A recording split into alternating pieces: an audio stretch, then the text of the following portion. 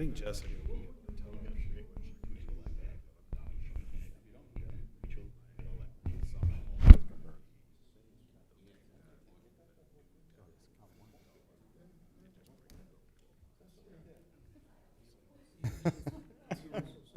Yeah.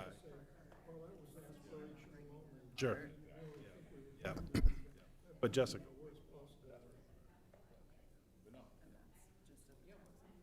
Yeah, yeah, I would ask her to speak with the tax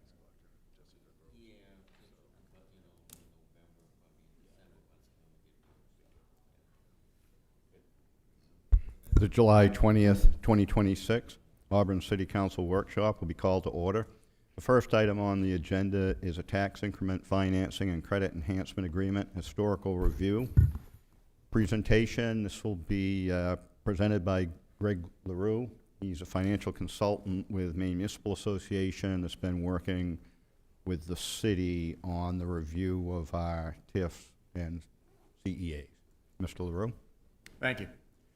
I don't want to bore you too much, but I want the workshop to be interactive, so anytime you have questions, just feel free to ask.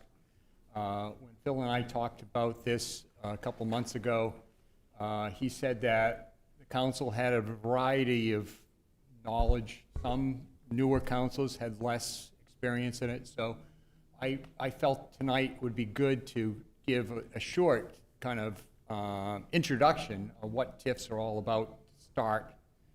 So that I'll start there. Then I'll try to provide a short overview of each of the TIFs that the city has. Some I'll spend very little time. We'll just breeze over them. Others will delve into it, and I might have some recommendations to consider going forward.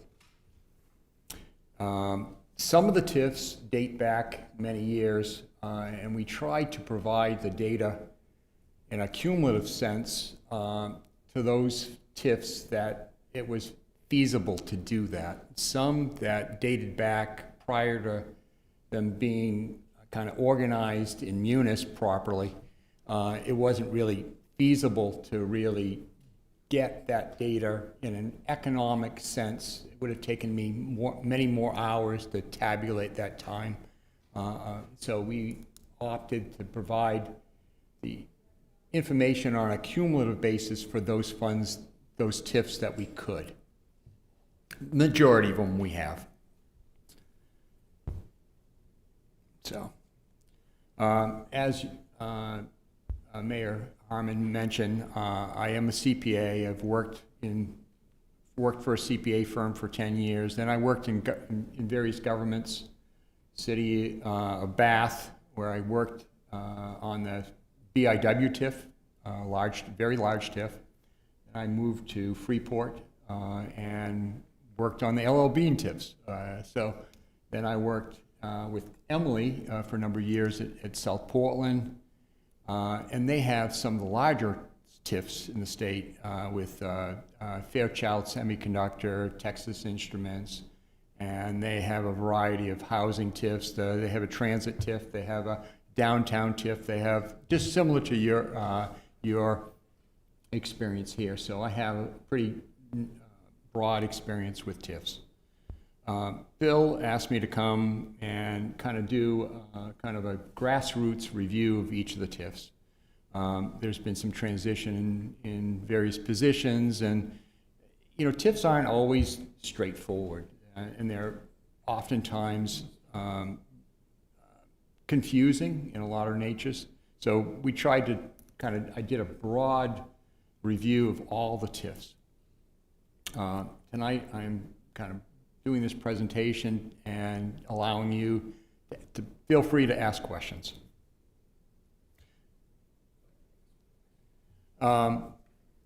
Overall, TIFs, or tax increment financing districts, are an excellent mechanism for a municipality. They're an economic tool. There's some people are very opposed to them. I am on the other side. I think that there's a great need for them to stimulate development. And they're a very excellent tool for municipalities, but there is a caveat there, is that there's a balance. And I'll talk about a balance a little bit to start out. To the extent that they provide a function to this municipality, I'm very much an advocate for TIFs. They create jobs, a necessity. They provide infrastructure improvements that don't otherwise get done unless there's the development. So in some respects, I am very much an advocate for TIFs. In others areas, I am cautious. So my spectrum is positive but cautious. And they're not a freebie for all businesses. And they're not intended to be a freebie, and that's kind of my philosophy. And each council develops its own philosophy. My philosophy is they're a good tool. Let's use them appropriately. So that's where I start with my conversation. They are used to capture value from a development. And that capturing of value produces revenue, which is then used to do certain authorized project costs, i.e., most part, infrastructure is the predominant item that they're used for, to pay for infrastructure that wouldn't otherwise get built. And that includes, first TIFs were basically simple ones. Like I'll give you an example later. They were used to build industrial parks. You have a TIF just like that here, industrial park TIF, where you did the infrastructure, you built it out, and you developed the infrastructure, and then you sold the lots, and with the hopes that businesses would come, produce taxes that would then pay for the debt service. So that's a simple TIF. Then the legislature recognized that, well, should municipalities always be taking that risk factor? And they allowed what is in the form to allow the developer to take some of the risk and build the infrastructure, and then get a reimbursement for part of the taxes that they pay in over time. And that's where a credit enhancement agreement kind of falls into the equation. So I'll talk about that a little bit. Downtown areas are very much advocates for TIFs to promote downtown activities. You have one here. Economic development, the money can be used to further develop economic development, and all of your TIFs have it in some capacity. Some aren't really well defined, and amend will be a broad recommendation that I'm going to be providing to you. Transportation projects are often excellent uses of TIFs, road projects, excellent uses of TIF. Public safety the legislature broadened the definition of what can be used for, and you have that here, and it's been incorporated into your TIFs. I'll talk a little bit more about that. Recreation trails, some of your TIFs have that as an authorized use. Affordable housing, again, some of your TIFs have that. But there's a pretty broad spectrum of what's now been allowed. It's been broadened dramatically. But in a sense, all you do is you capture the tax, and then it's able to be used for these approved, authorized project costs. So think of it in that sense. Many of us use acronyms, and so I wanted to kind of jump to some of the key terms that are often I'll be throwing out, and so that way you'll all be understanding. TIF, tax increment financing districts. So in most TIFs, you have a series of lots that are specifically designed to capture the tax on that district. And so you'll see a tax map that plots out, there's these 4 lots that represent the tax. And the growth on that is, as we said, is used to pay for the cost. OAV is another term, original assessed value. So that's the value of the property before it was turned into a TIF. Oftentimes that's very low. It's a vacant or depleted lot that doesn't have much value. So that's the OAV is a standard term. Capture percent, and that is, there's some discretion that the council has as to what percent it will capture of those tax revenues. To the extent that the project is very much desired, higher the percentage becomes, or there is a use of that TIF that would otherwise force you to do those projects on the general property tax side. To the extent that those would normally have to be paid for, you can increase that percent. But I always kind of caution, that's where caution comes into play. You can't TIF everything at 100% because then you get no growth per se for the general tax base. You get it on the long term at the end of the TIF, but still it's a balancing act that I've always kind of talked about with TIFs. So I'm never an advocate of 100% TIF unless there's a real basis for why you might do it at 100%. Jobs, primary. Credit enhancement agreement. And it's an agreement with the developer to receive reimbursement for property taxes paid to recover the costs associated with the development. And often there is another percent that is in the phrase of the what's the CEA percent. You capture 100%, and the CEA is at 60% of the 100%. That's kind of the terminology that's utilized within TIF districts. Approved authorized project costs. I didn't have this on my list, but it's a concern that you've got to recognize that you can only pay for those costs that are authorized. And statute very much specifically defines what is authorized to be spent within a TIF. And then this council, or whatever council is approving it, needs to approve what costs are authorized, and then the state has to approve it.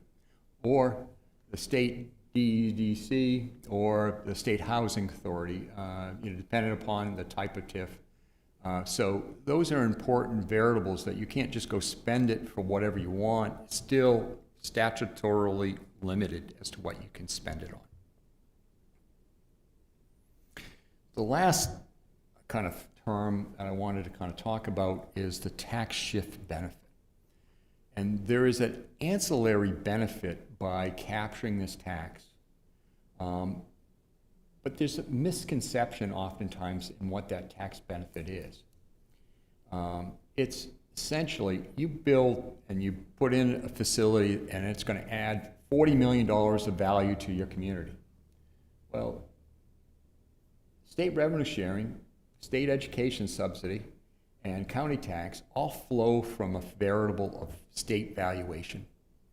To the extent a project increases value, it ultimately reduces your state education subsidy because all those formulas all flow from state valuation. So to the extent that value is added in regards to a project, normal project, it adds to your state valuation, so your state subsidies decline. And this is where the misconception is.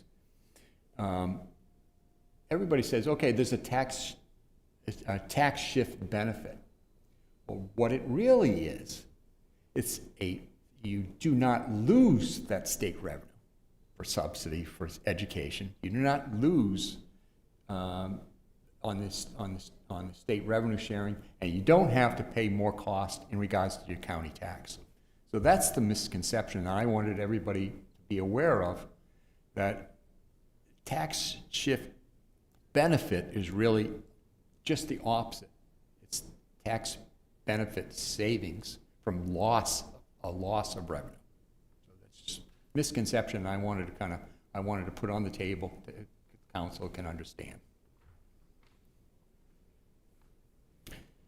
So I like to show an example because it kind of, it's easier to understand when you show an example. So this is the example where you build an industrial park, and in this example, the city spends $3 million to build an industrial park. It sells some lots for $1 million, so it has a net investment on the project of $2 million. It has to pay for that, so oftentimes a municipality will bond for that project. And ultimately, over 10 or 15 or 20 years, whatever you finance that for, you're going to have an annual debt service for it. This example I'm just throwing out there is $275,000. You know, it could be done through property tax base, just general property taxes, but in this case, you capture the tax that's generated from the increase in value. So you can see here, original OAV, 500,000, the development brings on, increases that value by $20 million, and then you capture it at 100%. That's the council debate, whether or not, at whatever project they're doing, they can do that debate. They then capture that $20 million, and it produces essentially $320,000 in this example. So that $320,000 pays for the debt service of $275,000 a year. Now, these don't always work out immediately. You don't sell those lots immediately. You don't, so there may be, and you'll see it in your examples, that where the fund or the TIF will run into a deficit for a period of time. It will ultimately catch up, hopefully, sometimes it doesn't. But in most instances, and in all your instances, they all become whole at the end of the term. 20 years, but you have debt service for 10 years, well, on the backside, it's going to catch up. So, and that's prevalent in some of your TIFs. Next example is the CEA example, whereby the developer pays for the infrastructure and pays the $3 million. It builds its project and it spends $20 million that's assessed. And similar example, except for one thing, the developer assumes the risk. The big difference there. And in that instance, the CEA makes the developer whole. Over time, they effectively get a reimbursement for part of the property taxes they pay, including interest, their investment cost. So, big difference, and I think it's a when possible, it's very much a proponent to allow the risk to be assumed by the developer. I'm going to jump to all your TIFs now. So, Procter & Gamble, TIF number 6, and you get numbered. I like the TIF. It made it easier for me to kind of jump from one TIF to the next. But ultimately, Procter & Gamble TIF is a very large TIF. It provides a CEA back to the developer 75%. It is on its last legs. It has 5 years left. It does produce about $300,000, $400,000 a year, of which 3/4 of that goes back to the developer. It provided jobs. It had a merit of value when it was first established.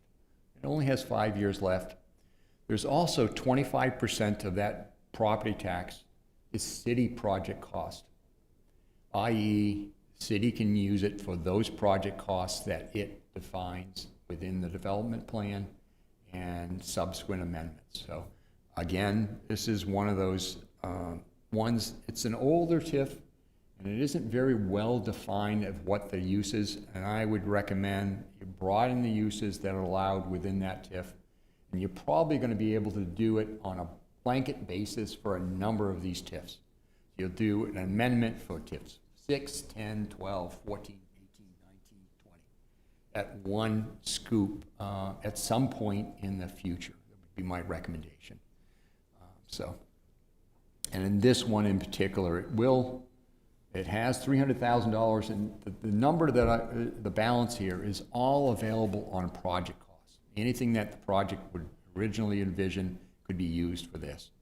And it, very broad economic development downtown action plan. It was a paragraph. Could probably be defined a little bit more concrete and allow, I would, one of your big projects that you just approved a couple of years ago, was the public safety building. I would add public safety contribution to pay that debt service out of this, plain and simple. A lot of your early TIFs, expand that debt, The downtown TIF is probably your biggest TIF and has the most money. And it has paid over time a fair amount for the parking garage here, but all that debt is now paid off. And so, it's in its latter years. It has another, 10 years left, or 9 years left, 8 years. Management is looking at what potentially could be, these funds could be used for. We had $3.6 million here in this fund. And it generates another $1.3 million a year. So to the extent that you want to do projects in the downtown area, it is available to you. So.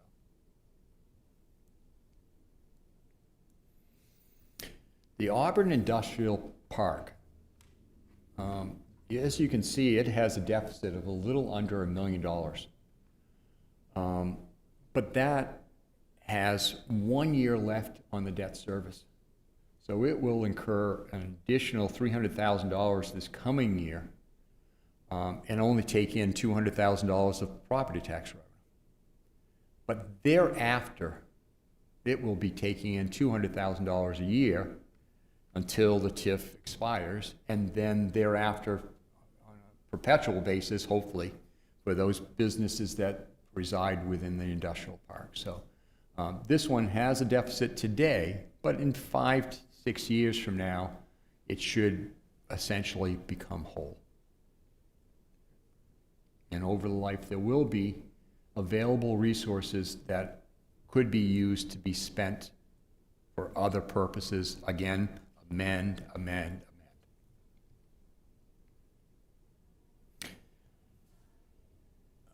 Retail development this one had a very extensive list of capital improvements,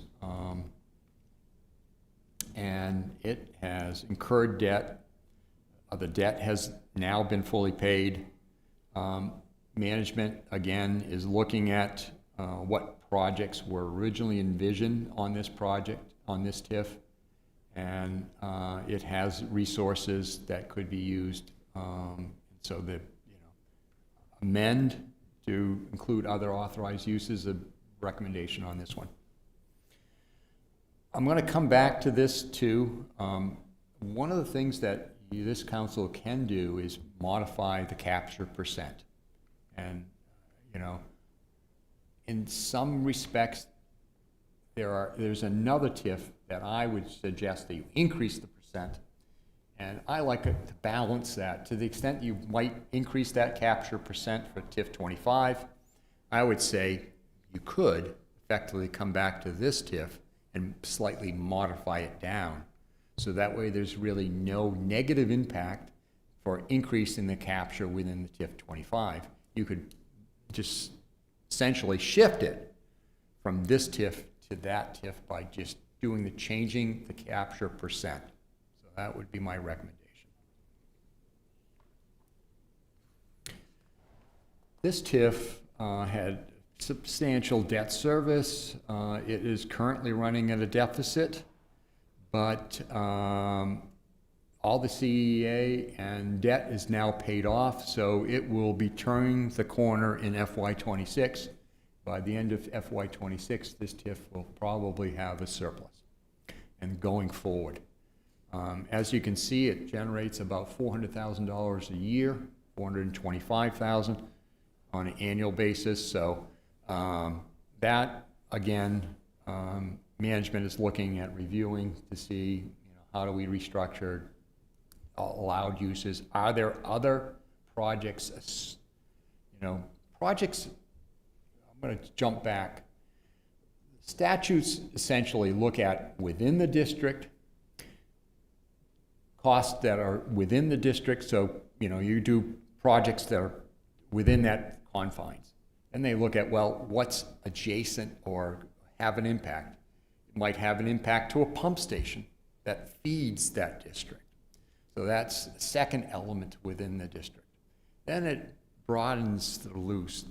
That pump station may not be the only thing. You could have the treatment plant down way, not even close proximity that might have. So that's the third leg of a TIF that's authorized. The fourth leg is community-wide.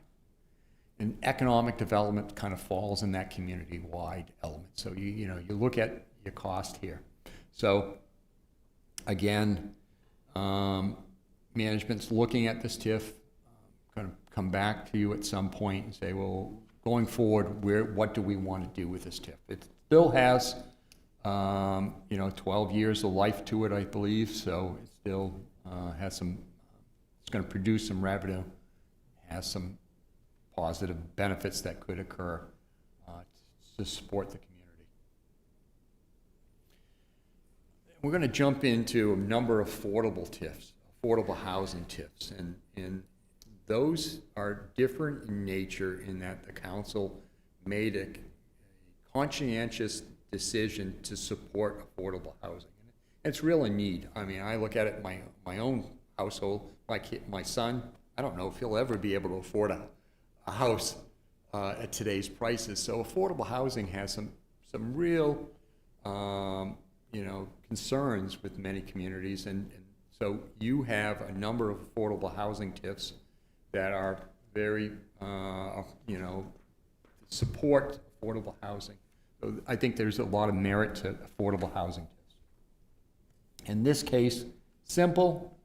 CEA is provided back to the developer for a portion of their development cost to reduce rents to or cost of that those project costs.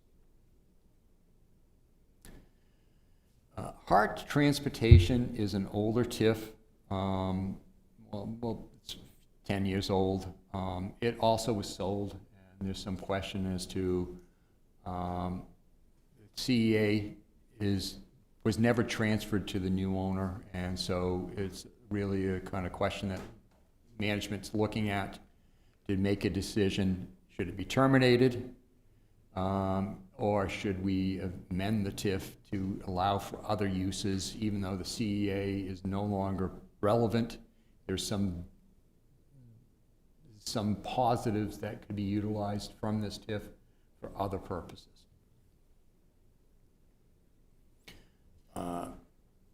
62, another affordable housing TIF. Skip over it. CEA 100%, 76% capture. So council at that time made a decision that we want to 24% is going to go to support general property taxes. The other 76% is going to be captured, and CEA was provided 100% back to the developer. These next two are a little bit of a twist, in that affordable housing oftentimes brings with it added cost to education, because affordable housing typically has kids involved with those residents. And many of the TIFs have kind of recognized that, and the state in the statute kind of allowed for that added cost that comes with affordable housing is the education side. So in this TIF, as well as in the next one, there was a provision there that's been fallen through the cracks. But we kind of elevated that, and so there is currently $168,000 in this TIF, and in the next TIF, there's an additional amount. I don't remember the exact amount, but my recommendation and management is, Phil has talked to the superintendent, and there's this intended expectation of how you're going to do that, use that money going forward. The money will go to support education, and there's a middle school cost, so it's going to go towards that project. So that's something that I'll let Phil kind of fill you in on with superintendent's support. So my recommendation in both these TIFs, they provide for about $30,000, $35,000 of support back to education, but some money is built up here, and so I would say let's double up, or basically $60,000 would be provided to the school from each of those TIFs for a number of years to kind of get you to support this whole middle school reorganization kind of thing that's going on. So you're doubling up in that cost there. The Auburn Memory Care is another one of these TIFs that incurred some debt. So it is collecting revenues of about $74,000 a year, and it's paying out currently this year it was $121,000. So you can see the deficit has been a slow accumulation of a deficit, but it has 5 more years of debt service on this TIF. But the TIF runs for 20 years, so on the backside, the last 10 years, it will be have no debt service. And so in that respect, it will not have a deficit on the long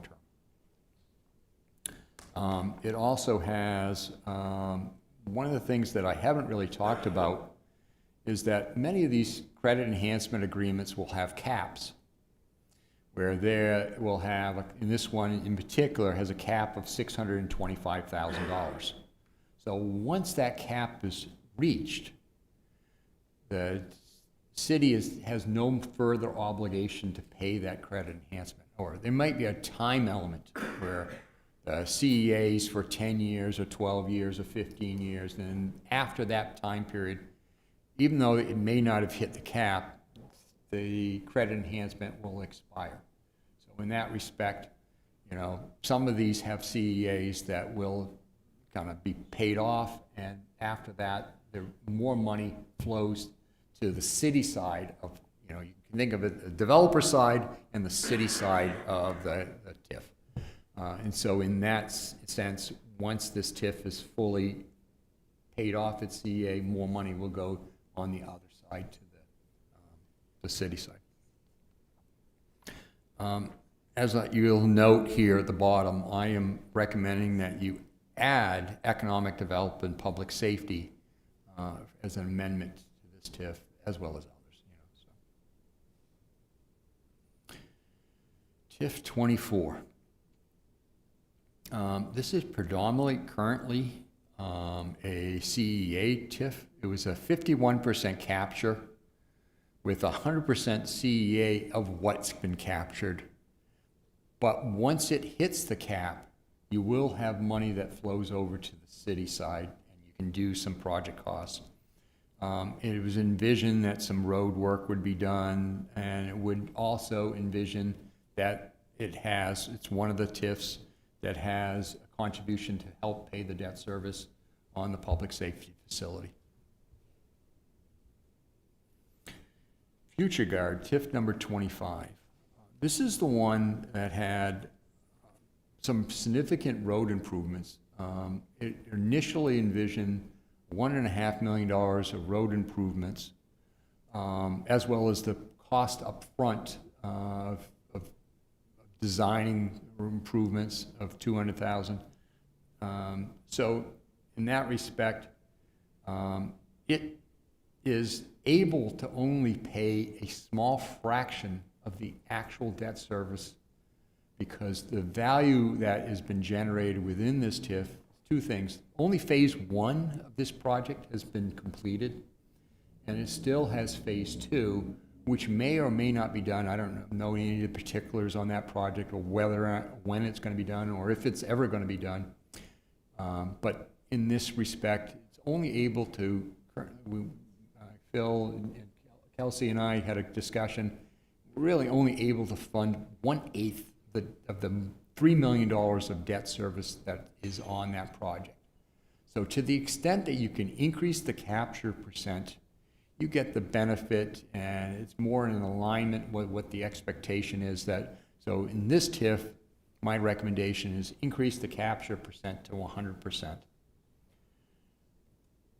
So that would allow you to, on a going forward basis, after you increase that capture percent, fund more of the debt service. Maybe it increases to one quarter, when immediately upon approval that increase to the 100%.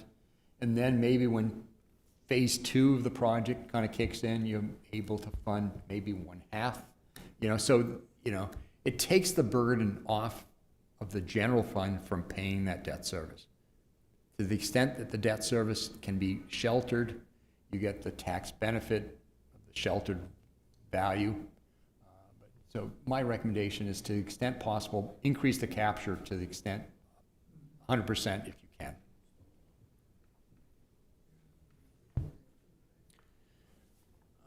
Just wanted to check on time, so we got a little bit of time more. I'm just going to keep on going then. North River Road Apartments, it generates about $81,000 a year. It has no CEA agreement, so in that respect, you can use it 100% for what the intended use is. There's some debt that may or may occur in regards to some of these roads, so on an ongoing basis, you can use it to pay the debt service for these road improvements. Public safety, to the extent that you have available money, could be used for, our recommendation is to use it for public safety construction, use it for economic development. And, DECD is allowed for economic development in a lot of these TIFs, and it's placed caps or limits of what it can be used for public safety, economic development. And as you'll see in some of these future TIFs, the later TIFs, you'll see that there's been other allowed uses, and to a certain percent can be used for it. So economic development here is capped at $20,000 a year. Stable Ridge, the next TIF. Again, more road work. To the extent that you do those projects in the future, you'll have money here to help pay the debt service for those projects. This year, we utilized it to fund $26,000 administrative cost and economic development cost. So that fund currently has a little over $500,000 in it. So when you do those Court Street, Park Street, Russell Ave road projects, you could essentially pay for it directly out of this TIF instead of borrowing. Or if you do borrow, you could pay for it pay it on an ongoing basis, on a debt service basis. Agrin, it's a 100% cap, 100% capture. It has a CEA of 43% with a cap of $1 million. So you can see that a lot of the TIFs got a little bit more restrictive with the caps. With the CEA agreements not as high. Some of the early ones were 70%, 75% now. You've been a little bit more cautious and more, so this CEA is at 43% currently with a cap of $1 million. The number of authorized usage and the list within the capital projects or capital improvements is much broader. And so to the extent there's, oftentimes in those lists, there's utility upgrades. So you have to do a water main upgrade or a sewer upgrade. Those are all built into some of those project authorized items. So you have to look back at the specific TIF and see what is authorized within it. So.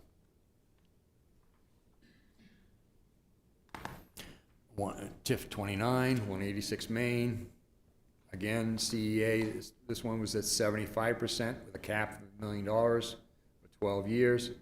It's in its infancy, so it's really, it's only a couple of years old, hasn't been fully developed at this point, so still only has $4,000 in the TIF at June 30th. All these numbers that I'm giving are preliminary numbers for June 30th. There may be some legal cost or whatever that's charged to some of these TIFs. So these are approximations of what, there may be some small tweaks to the balances. Diamond Point, this one has a little bit more beef to it. As you can see, this current year, just under $140,000. $67,000 with 50% capture going back to the developer CEA. But it also has 50% being used for city project costs. So some money over time will accumulate in this fund. Good use of it, public safety, affordable housing, broad list of capital improvements, economic development. And this one added this building, central admin, to the extent that you need to do improvements to this facility or any administrative buildings as an authorized use. That wasn't available many years ago. Just recently has that amendment allowed for, administrative costs, central administrative costs. This project is just, as of this past year, really had no capture. So skip over this one, but again, similar uses. And Mount Auburn Housing Development, no CEA, but it's generating a fair amount of money this year, $137,000. Some broad list of authorized use, and I think management has a better understanding of what these buckets are now, that we've kind of gone through that and spent some time with staff, and that is an important element, that you have these buckets of money, but understand what's authorized and what's not authorized within each of these buckets. You get 25 TIFs, active TIFs, or thereabouts. So it's somewhat challenging to understand all of these buckets of money as to what can be used and what's authorized within each of these individual TIFs. Public safety debt is several TIFs. All the latter TIFs right now are starting to generate value. And to that extent, within the authorization this year, coming up, FY27, you'll see that you'll be able to utilize some of these dollars to pay for part of that debt service. And it was somewhat of a question of whether or not we start using it in 26 versus 27.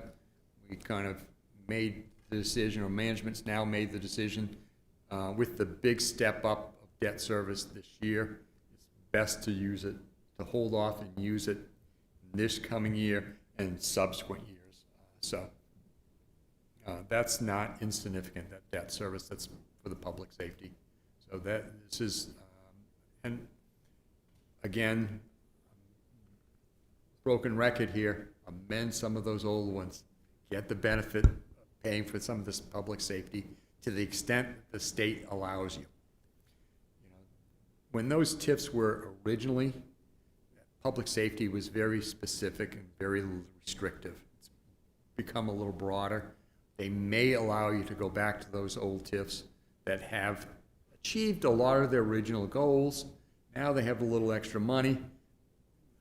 We'll see if the state will allow you to broaden and authorize those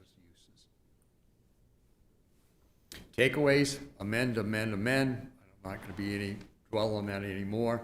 But in this respect, you can develop a model for economic development say, we want to be able to use it for XYZ within economic development, and then get that model incorporated into the amendment. So TIF 6, 10, 12, 13, 14, 15 is going to use this very defined definition of economic development and gives management a greater ability to allocate those costs. You already do it to some extent. In my opinion, it was probably a little aggressive, but this would very easily define it in a way that you can back it up with the actual amendment, the plan documents themselves. There are few TIFs like the downtown TIF that have available dollars that management is looking at, and will be kind of coming back and say, okay, we have these dollars, and how do we want to spend it within the capital plan going forward? I think those are, some significant dollars there that you could basically look at and utilize within your capital improvement plans and get them paid for with TIF dollars. Schools, TIF 22 and 21, utilize that for the schools as they were intended. Look at the capture percent for TIFs 13, 14, 15, 25, maybe potentially tweak it a little bit. Monitoring the CEAs, TIF 19 is a good example. It's been dormant for 3 years. Because of the transition from the old owner to the new owner. It's just kind of sat there. So conscious of those CEAs and when they, when they expire, when they don't expire, all that. So we've set some systems in place to essentially monitor those CEAs a little bit more closely, so that those are in place now. One takeaway that I forgot to put on my, but I recalled it on my way here tonight, documents. Create an electronic directory of all final documents. A lot of them are in binders, and I recall it in South Portland, we had binders in one room that were storage room, that all these different TIFs. Electronic. And some of the documents that I was working with couldn't even find signed copies. Now, they probably do exist within the city clerk's office. We didn't go back and try to, but, so a takeaway that I wanted to add on to this presentation was create an electronic library of all these TIFs. So it makes it easier for staff to kind of look back and say, well, what's the use? Last is this balance kind of concept, balancing impact to general services. And it's understand the tax shift benefit, using TIFs to pay for costs that result from development, i.e. you build a manufacturing facility, it has impacts on traffic, has impacts on, utilities. Use them to mitigate those added costs. They're great tools to pay for those costs. Evaluate TIFs on a benefit basis. Do they generate jobs? Advocate for those TIFs. Because jobs are so important. Housing, so to the extent that projects are important to a community, you have this tool to sponsor and support those. It's not a, general assistance for businesses. It's basically gives you the tools to promote and get those projects that are going to help broaden your tax base. That's the takeaway that I wanted to think long term. To the extent that you can bring in a business at $20 million of value, doesn't impact school system, added cost to school system. It helps to pay for that on the long term. So, with that, I'll open the floor for questions or. Thank you very much, Mr. LaRue. We really appreciate your work on this. Questions from the council? Council Platt. Thank you. Thank you for the presentation. I have a lot of questions, but I'm just going to ask one in the interest of time. Are you seeing changing habits with municipalities as far as their appetite for TIFs or creation of more or discontinuation of existing TIFs to get those taxes back into the tax levy? Just curious if you've seen any trends in your career. I think they're very much utilized across the board in many communities. And I think that there's been, there's a couple, some citizens have come out against it because they don't really understand the underlying benefits that result. I use my South Portland example with the semiconductors. They were big users of sewer. They used a lot of water in their production facility. Well, the city of South Portland has an extremely low sewer rate because it had the benefit of getting Texas Instruments to pay for a lot of the upgrades to the sewer system. So you might provide them a credit enhancement agreement that provides them some benefit to support that development that they did, but what they provided on the backside for support of broader tax base was very positive. So. Other questions? So if councilors have specific questions, feel free to follow up with the city manager. This is quite a bit to digest, but you can follow up with the city manager, and I'm assuming you'll be able to circulate the presentation to the council? Yeah, I've sent it, or I will send it rather today to everyone, so you'll have it. I want to really thank Greg. He's done a great job working with the team as well. We do have a system in place, as Greg said. We'll be utilizing Munis. They have an ability to be able to not only have the dollar amounts in, but to have all the supporting documentations. We can actually tie that in and have that. So it's that history, that legacy of those will be in the system long after any of us change offices and shifts. So that's what's been needed. This will be really beneficial for us.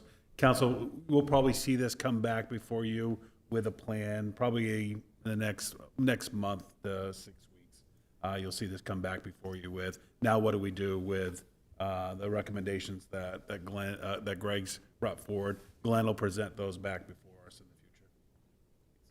Thank you. Any final thoughts? Councilor Gary.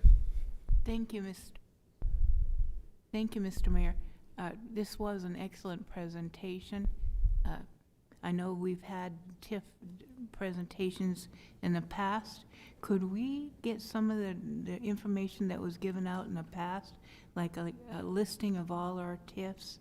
And I mean, I don't mean all the documentation, but a list of, like what 1 is or 2 is and 3 is, and the years and stuff. So yeah, you raise another good point. I think it's worth clarifying. We started out with 6, and some of the early ones we skipped the numbers because those TIFs are closed out. But I think the presentation, Mr. Manager, will have all of the active TIFs. Mr. LaRue has provided those, so I think you'll have all the information. If there's something else that you think's missing, feel free to inquire of the manager. Thank you very much. Any final thoughts on this? Again, thank you very much, Mr. LaRue. We appreciate your presentation. We'll move on to the next item in the workshop, which is continuation of prior workshop activities related to the mobile home rent stabilization draft ordinance. I would call the council's attention to the draft in the packet at sections 3B and 4I. There are red line changes. This is similar to the prior discussions. These are items that they appear to be the sentiment of the council to include these changes. If there's no objection from the council, they'll be included in the draft that comes forward at first reading. Are there any other questions or comments on the mobile home rent stabilization? Yeah, Councilor Randall. So I just want to say that the ordinance has come a long way, and it reflects months of work, thoughtful decision, and genuine willingness to listen to one another and keep the draft moving. I want to thank the staff, the mayor, my fellow councilors, the residents who came forward to share their experiences, and for the advocates of the mobile home park residents. I also want to thank councilors who were willing to step outside their comfort zones a little bit, ask difficult questions, and carefully consider different perspectives throughout this process. The ordinance before us today creates real protections. It establishes reasonable limits on annual rent increases, requires transparency and documentation when increases above those limits are requested, gives both residents and park owners an opportunity to be heard before an independent rent stabilization board, and creates a clear, predictable process instead of uncertainty. At the same time, it recognizes that park owners should have the opportunity to recover legitimate costs and earn a fair return on their investment through the same transparent process. I believe that we have produced a strong, balanced ordinance that is fair for both residents and park owners, and I am pleased to support it. Thank you very much. Any other comments? Not seeing any, so we'll incorporate the red line changes into the document, and the council should expect to see this at first reading at the next regular city council meeting. If there's nothing else, the council. You have the executive session if you'd like to. Yeah. If there isn't anything else on this item, we'll take up the executive session that is item 9 on the agenda. This is an executive session pursuant to 1 MRSA Section 405 sub 6C for discussion of an economic development matter where premature disclosures of the information would prejudice a competitive or bargaining position of the city. Is there a motion to go into executive session? Motion to move. Moved by Council Walker. Is there a second? Second. Seconded by Council Cowan. The vote will be by show of hands. All those in favor? The council will be in executive session.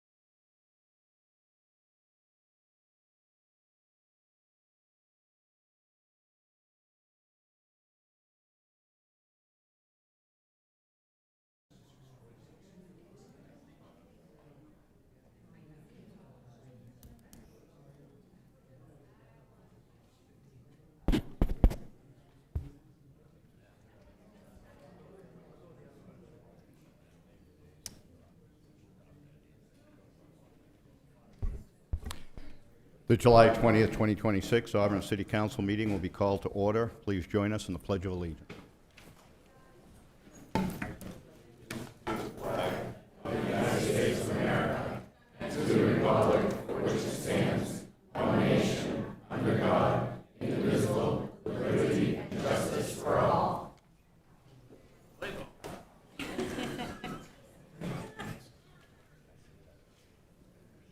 Thank you. If we could have the city councilors introduce themselves, starting with Councilor Gary.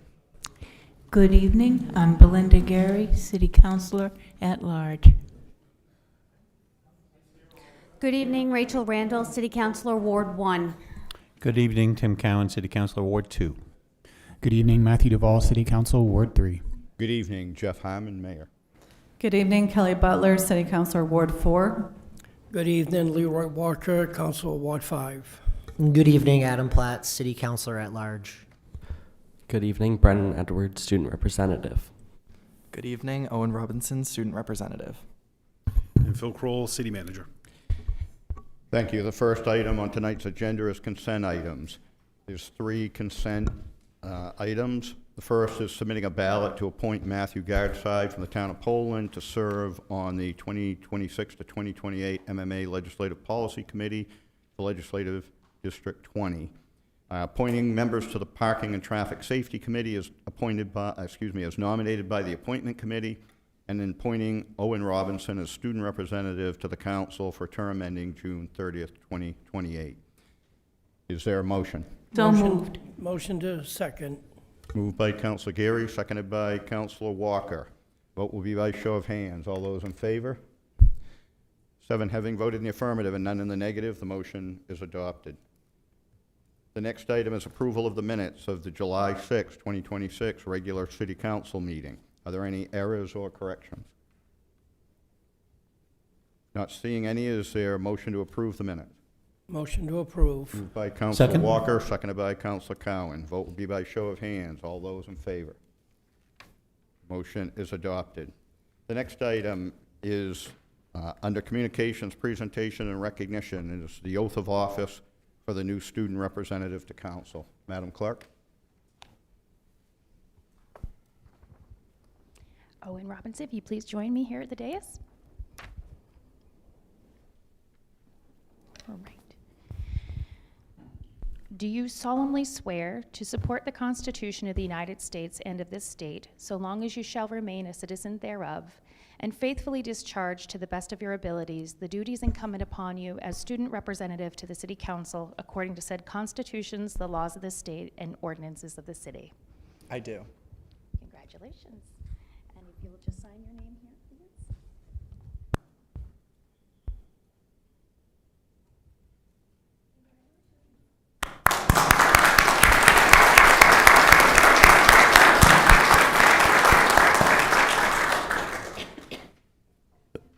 The next item will be the first open session of the evening. If there's a member of the public that would like to address the council on items not on tonight's agenda, please approach the podium and provide your name and address.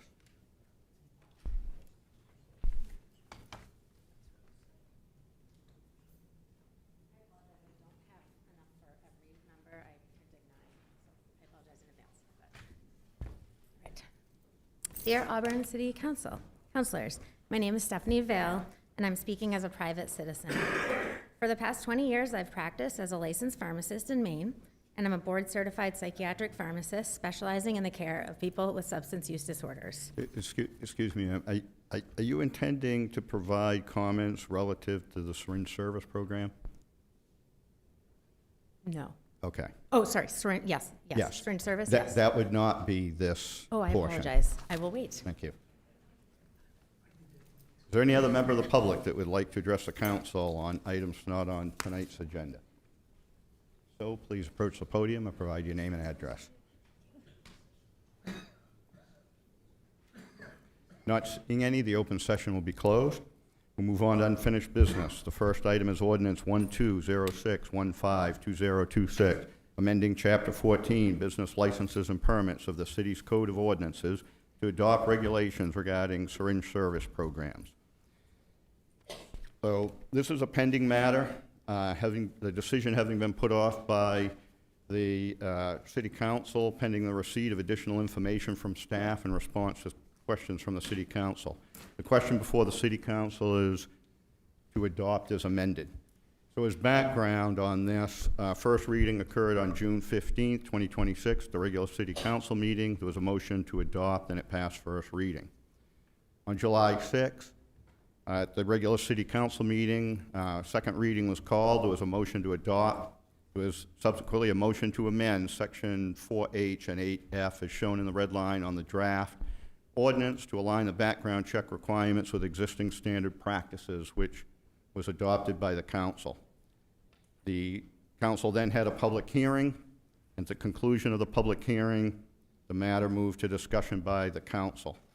During discussion by the council, there was a motion to postpone to the next regular City Council meeting, as referenced earlier. Pursuant to the rules at Section 1417, the City Council is to take up the postponed matter at the point in the process that the postponement occurred. Thus, the question before the City Council is to adopt as amended. So I want to be clear on what the process is going forward here tonight pursuant to the rules. So staff, with the assistance of subject matter experts, will respond to the questions posed by members of the council. At the conclusion of that, there'll be limited public comment, limited to members of the public that are subject matter experts in harm reduction, substance abuse disorder, or syringe service programs, or those that would submit studies or data to the council for their consideration that are directly related to the questions posed by the City Council. The council will then consider the amendment related to individualized assessment as shown in the draft ordinance as a red line, which is included in the packet, and then the City Council will continue discussion. So before we move forward, are there any questions by the council relative to the pending process?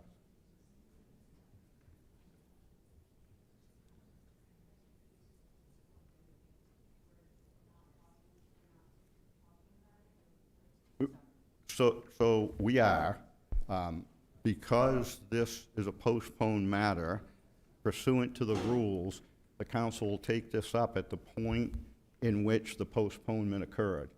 So we're in council discussion, and where we left off was there were a number of questions posed by the council to staff. Staff is not able to directly answer some of those questions themselves, so there'll be staff and some experts in this area.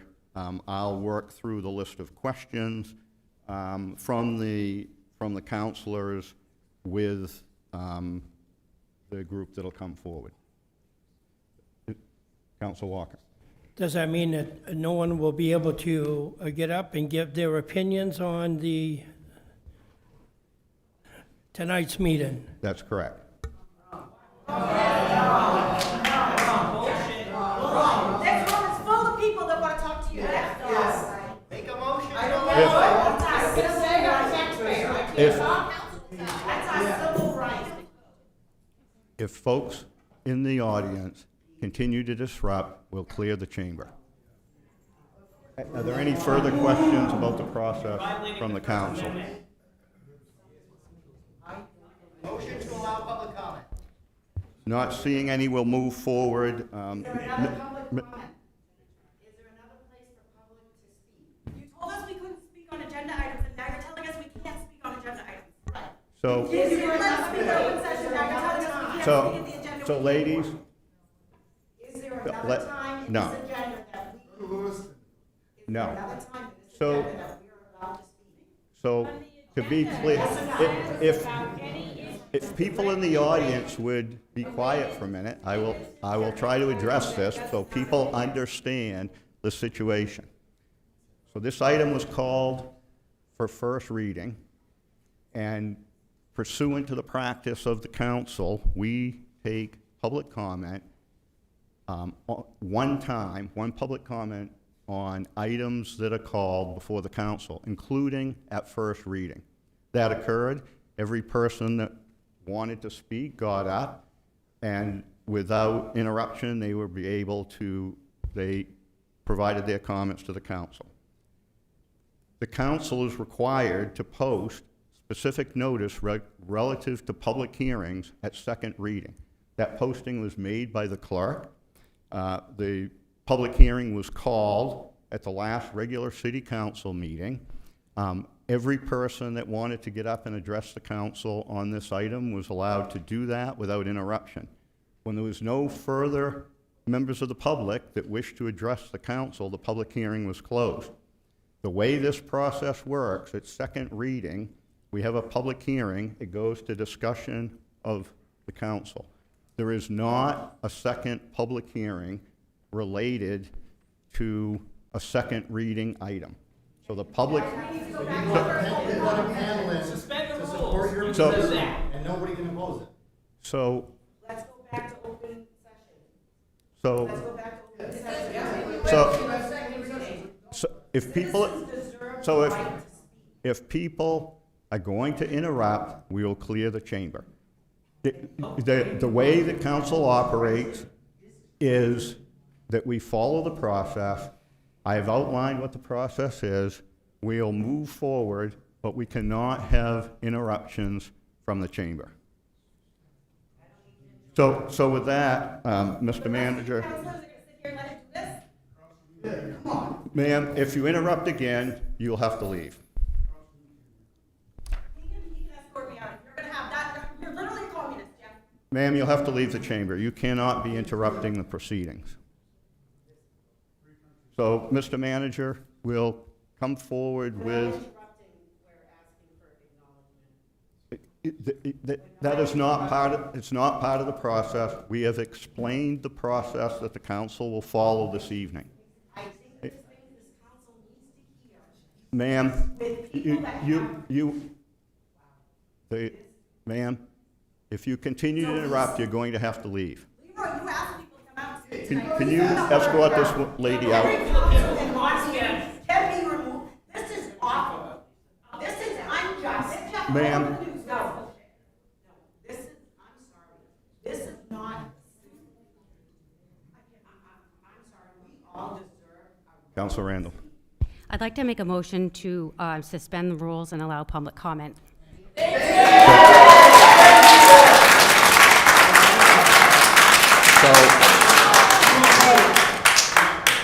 the next outburst will clear the chamber. So, Councilor Randall, such a motion, you have an opportunity to make such a motion later in the process. This is not the appropriate time. I would point out to the council that if such a motion is made at the appropriate time, you want to think about the precedent that you are setting. So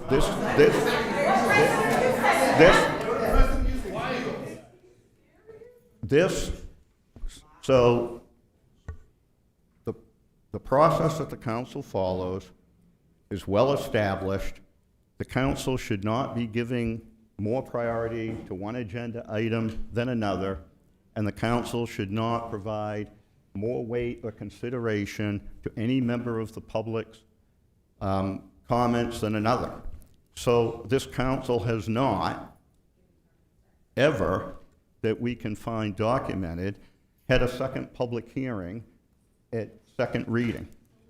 Once the public hearing has occurred, and you want to think about the precedent you're setting, because a public hearing was not noticed in this matter. So people that might notice, read the notice, would not understand that a public hearing would be taking place. So at the appropriate time, Councilor Randall, you can make that motion, but my point would be that this would be a significant deviation from the rules, and you would be establishing a precedent where any member of the public could request multiple public comment periods or public hearings on a particular agenda item. So with that, we'll move on. Mr. Manager, as members of the staff and the experts that you've invited to assist them, if you could have them come forward to the table. Yeah, go ahead, Glenn and the rest of the staff that's here, as well as the invited guests. The table should have enough seats for those that were asked to come regarding specific content to the council's questions.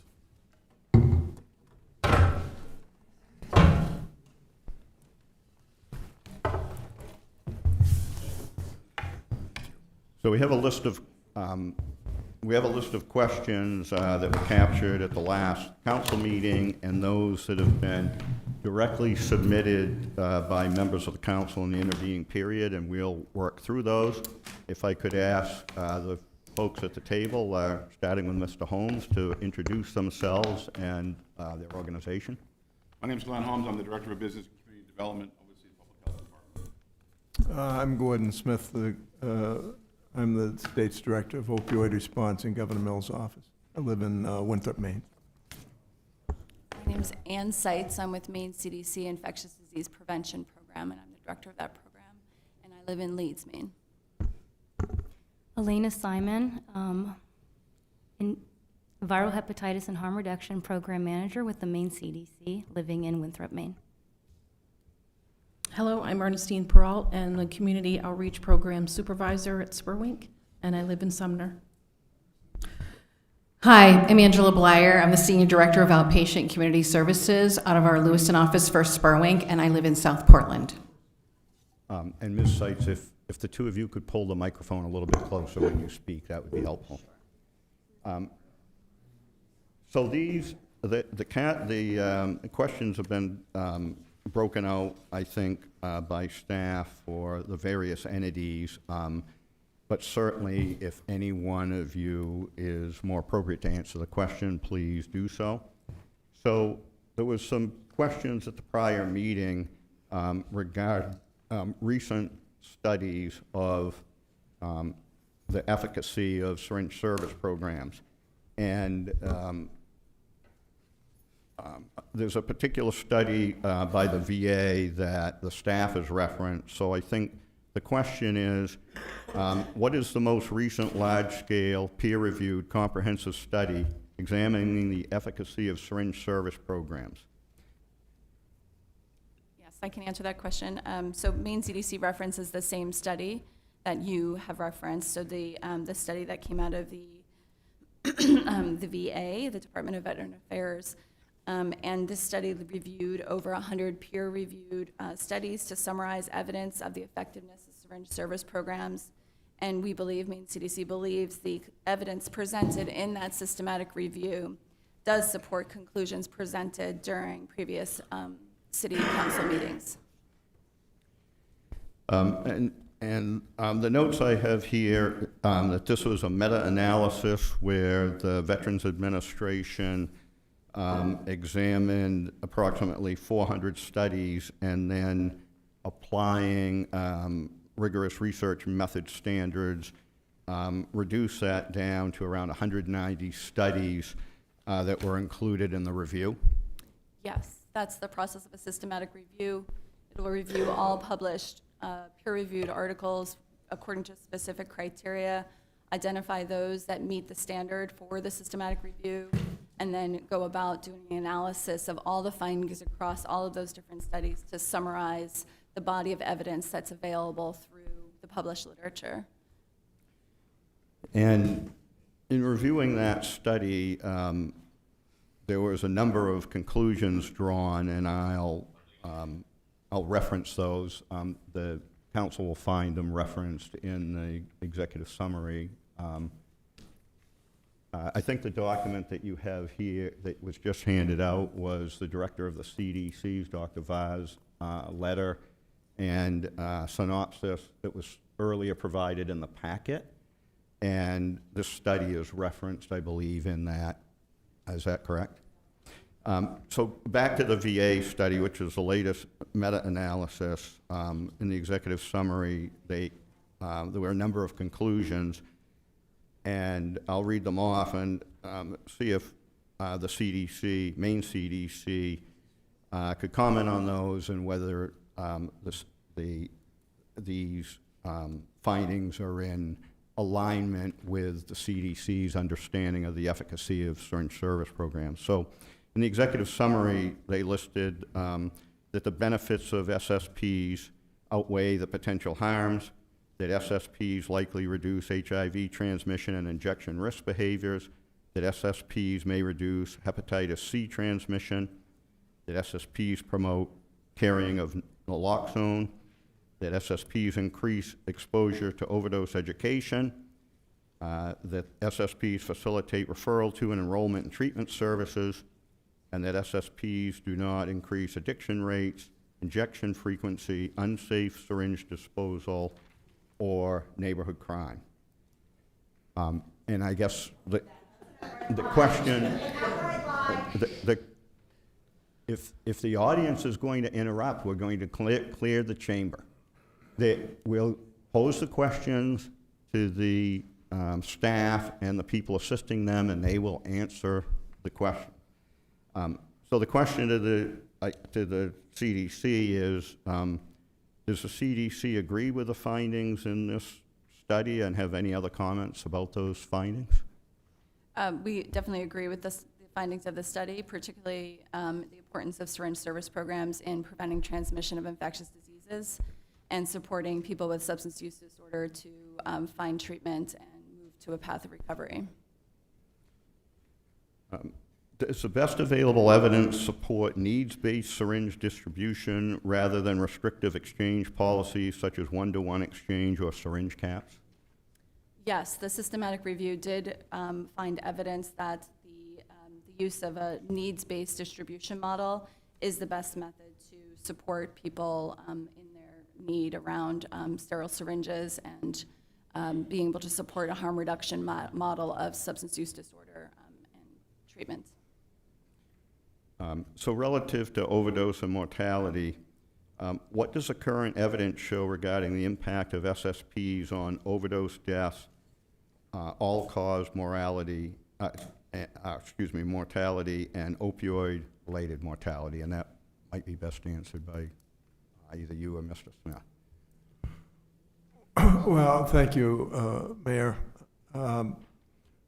I would say that I would remind the council, I appreciate the opportunity to be back. We were here not too many weeks ago, so I'll be repeating some of the same things I said that night. But our mortality in Maine since the high point of 2022 has been reduced by 46%. So just about cut in half.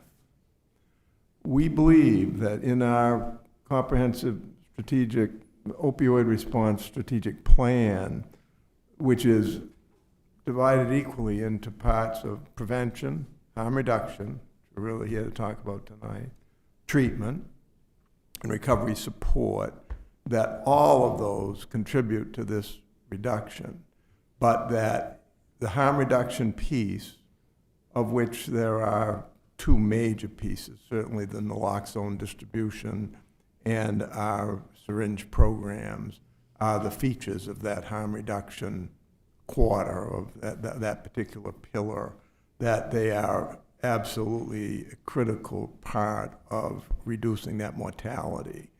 So it will be years before researchers are able to pinpoint, okay, which particular interventions that are in our 36-point, the 36 strategies in that plan, and now we've got 7.5 years into that plan, which of these were the most effective in saving lives. That takes expensive research to reach that conclusion. So all I can do is, as a lawyer who does drug policy, is to say, I think all of those pieces are important. I'm not saying that one piece is critically more important than another, but I've said for 7.5 years that we need to be successful in all of the peers. You wish that you could put all the money into prevention, and because having fewer of our adolescents go down that road and being able to address the reasons that people use drugs in the first place, and we know most of that, would be the most effective way of Maine really eradicating itself, people using substances. But we're doing the best we can with the evidence that we have in front of us, and I think that syringe programs are an important part of that.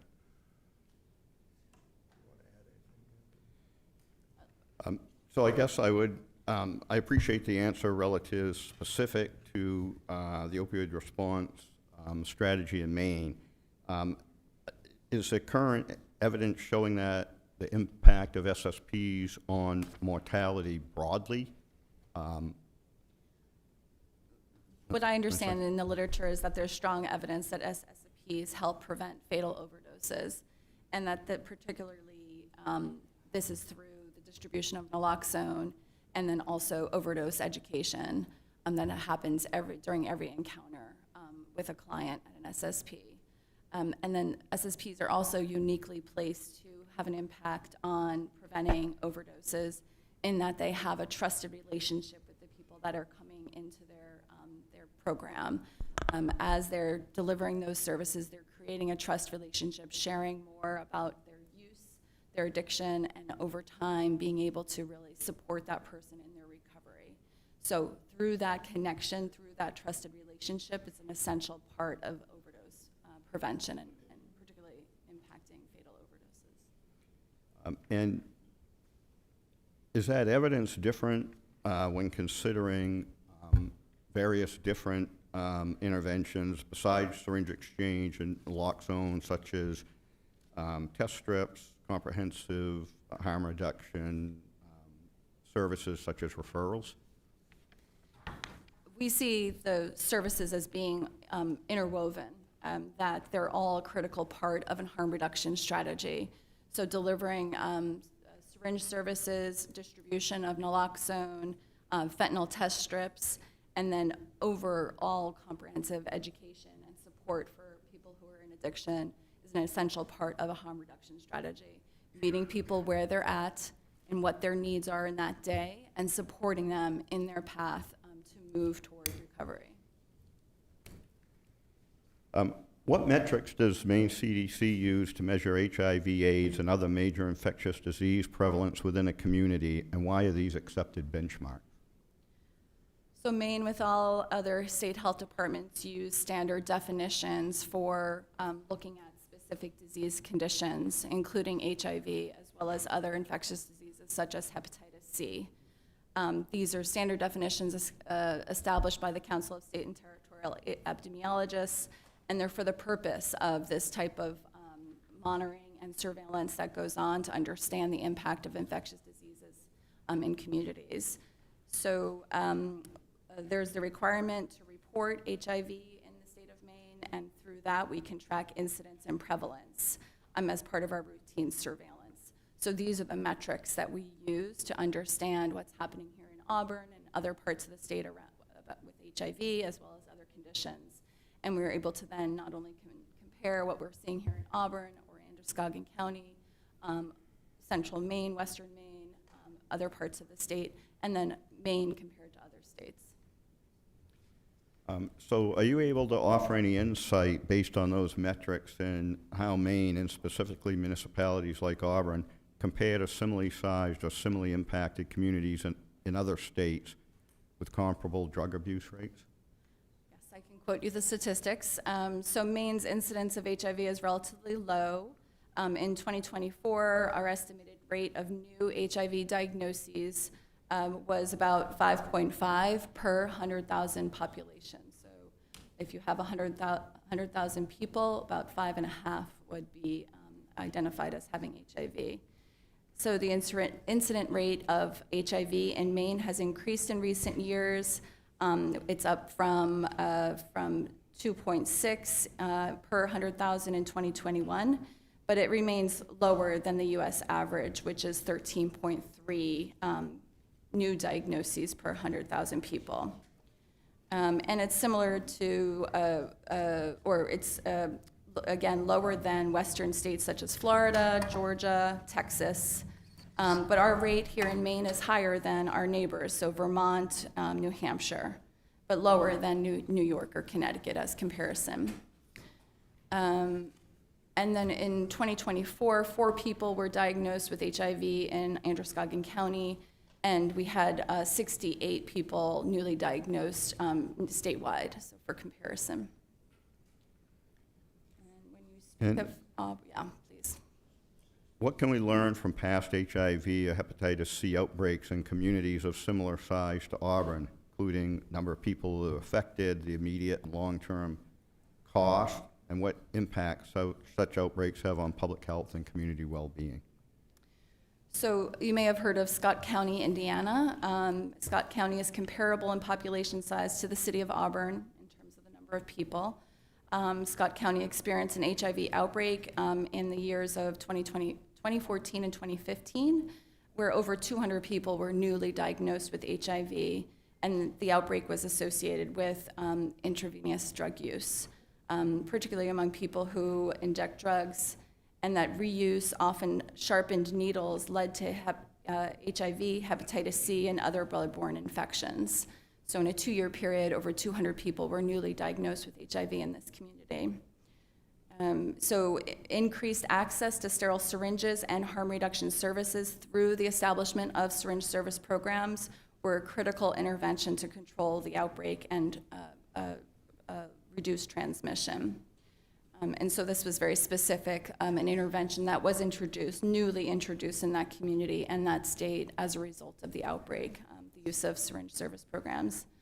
In 2016, an outbreak in Lawrence and Lowell, Massachusetts relied on SSPs as a part of their response. And then finally, a response to an HIV outbreak in 2019 to 2021 in West Virginia was limited by the closure of SSPs. So there's definitely a precedent in how SSPs have played a critical role in responding to increased incidence of HIV and particularly HIV outbreaks. And what's the experience regarding whether SSP participants are more likely to enter into treatment or recovery? There's evidence that people who use SSPs are 5 times more likely to enter substance use treatment and 3 times more likely to stop using drugs than individuals who do not use SSPs.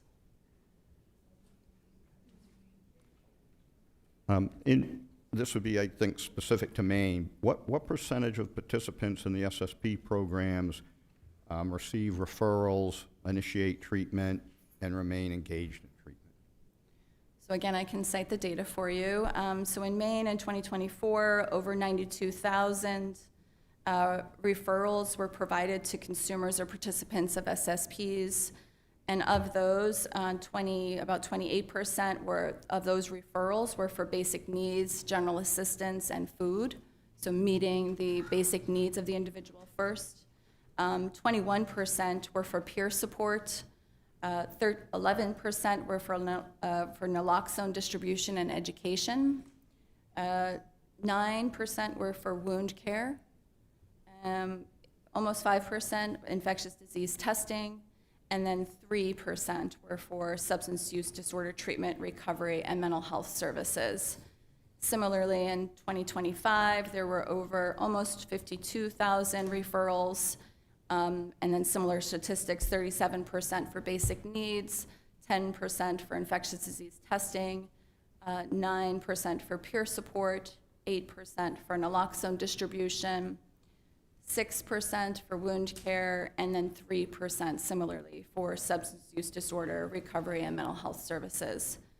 So SSPs document, monitor, and report to Maine CDC referrals, including referrals for treatment, as I mentioned, but we do not track through SSPs reporting of treatment initiation, substance use treatment initiation, and retention in treatment. So those data aren't available to us.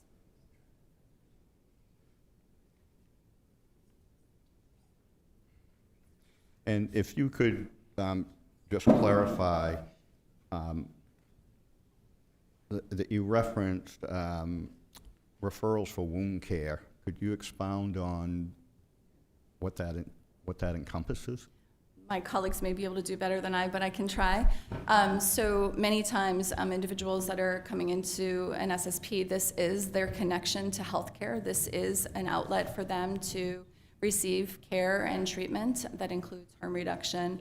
Many times they'll have skin wounds that may be related to their use, or they may have other wounds that have gone untreated and that they haven't been able to access primary care or other health services.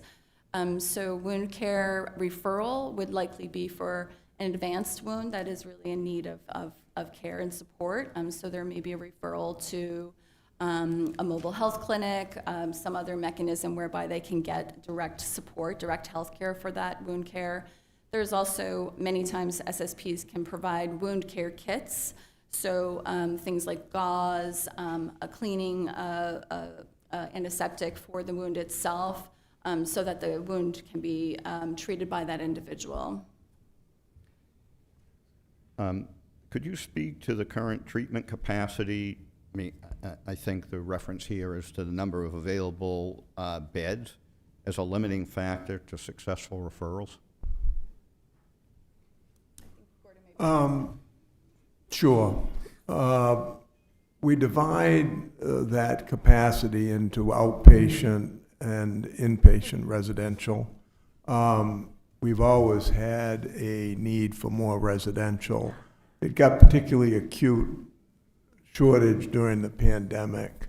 We've been more successful since, and we now have available detox beds virtually every night. There's about 6, 7 different places. Portland would be the closest, would it not, Ernestine? Well, no, St. Mary's. we've got, St. Mary's has 18 detox beds, excuse me. So we feel that we've got really somewhere between 60 and 100 detox beds each evening. Those are really short-term, 5 to 7 days, get people, treat people in the most acute phase of their withdrawal, and then the idea would be to discharge them to short-term residential, 30 to 45-day residential treatment. We have a number of those facilities, but probably not enough to meet capacity. We then have also longer-term facilities that can be 6 months, 9 months. We're going to have 6 Macaulay homes for young women the women frequently stay and are reunited with their children and can stay 2 years. I mean, this is a long process and a complicated process. So that's what we have on the residential side, and we're not done. We have the 58-bed York County Substance Use Treatment Center opening by the end of the year, funded virtually completely by the county of York, and that's almost like building a hospital, right? 58 residential beds of different, and they'll have all the phases of ASAM, the American Society of Addiction Medicine, each level of treatment. On the outpatient side, because there's much more available, we have 16 opioid treatment programs. Those are what you would refer to as methadone clinics, including one in Lewiston. We have 5,600 patients today on methadone, and some of the patients have moved to buprenorphine. There's about 100 of those in those 16 programs. Then we have a lot of outpatient buprenorphine. I don't mean to suggest that the only treatment we have is medication and counseling. There are 10 faith-based, abstinence-based programs in the state as well. There's one up in my hometown, Teen Challenge, and Winthrop's been there for a number of years. So our position has always been all roads to recovery we support. Not everybody wants medication. Some people want to have an abstinence-based program. Some people want a faith-based program. And so I think that we have done a good job over the 7.5 years to add treatment capacity. But I'm not going to sit here and say that everybody that needs treatment tonight, that decides this is the night that they want to move into active treatment, that we can necessarily find something for them in the next 24 hours. So we are still working on it. So perhaps a follow-up to that for the folks at Spurwink from the SSP. So when you interact with people at the SSP and have a discussion with them about treatment referral, how is that gap bridged from there at the SSP to Mr. Smith's comment about, there's some beds typically available on a daily basis.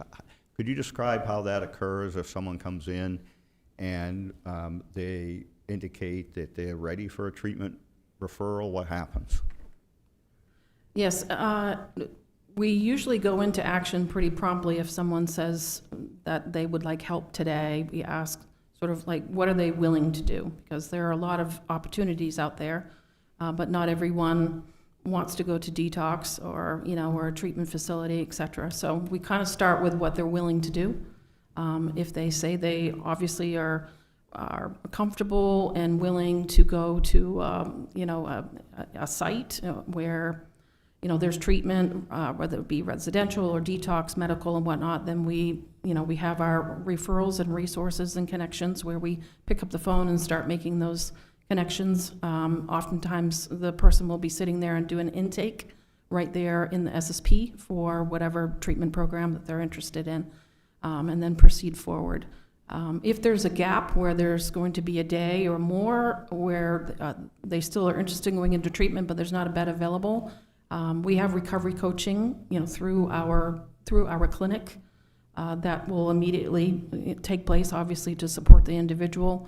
And then we obviously talk with them a bit more about any supports that they do have, a safe place to go, et cetera, and kind of just go through a list of how to keep them safe and how to also keep them moving forward with their decision today to follow through with that treatment program. So there are a number of agencies and organizations right in Lewiston and Auburn that we utilize regularly, including transportation to a treatment program. So we rely on those resources and community partners to fulfill, the recipient's wish. And are your referrals only in the local LA area, or can you refer broader than that? We can certainly refer, even out of state if need be. It really depends on the individual and their situation. Sometimes obviously the insurance, situation for the individual drives that as well. So, but we don't, we really essentially go to where we can get someone in the quickest. The next couple questions here are related to the current Maine CDC rules, and there's been a lot of discussion about what the current rules are related to exchange rates or caps for syringe exchange. So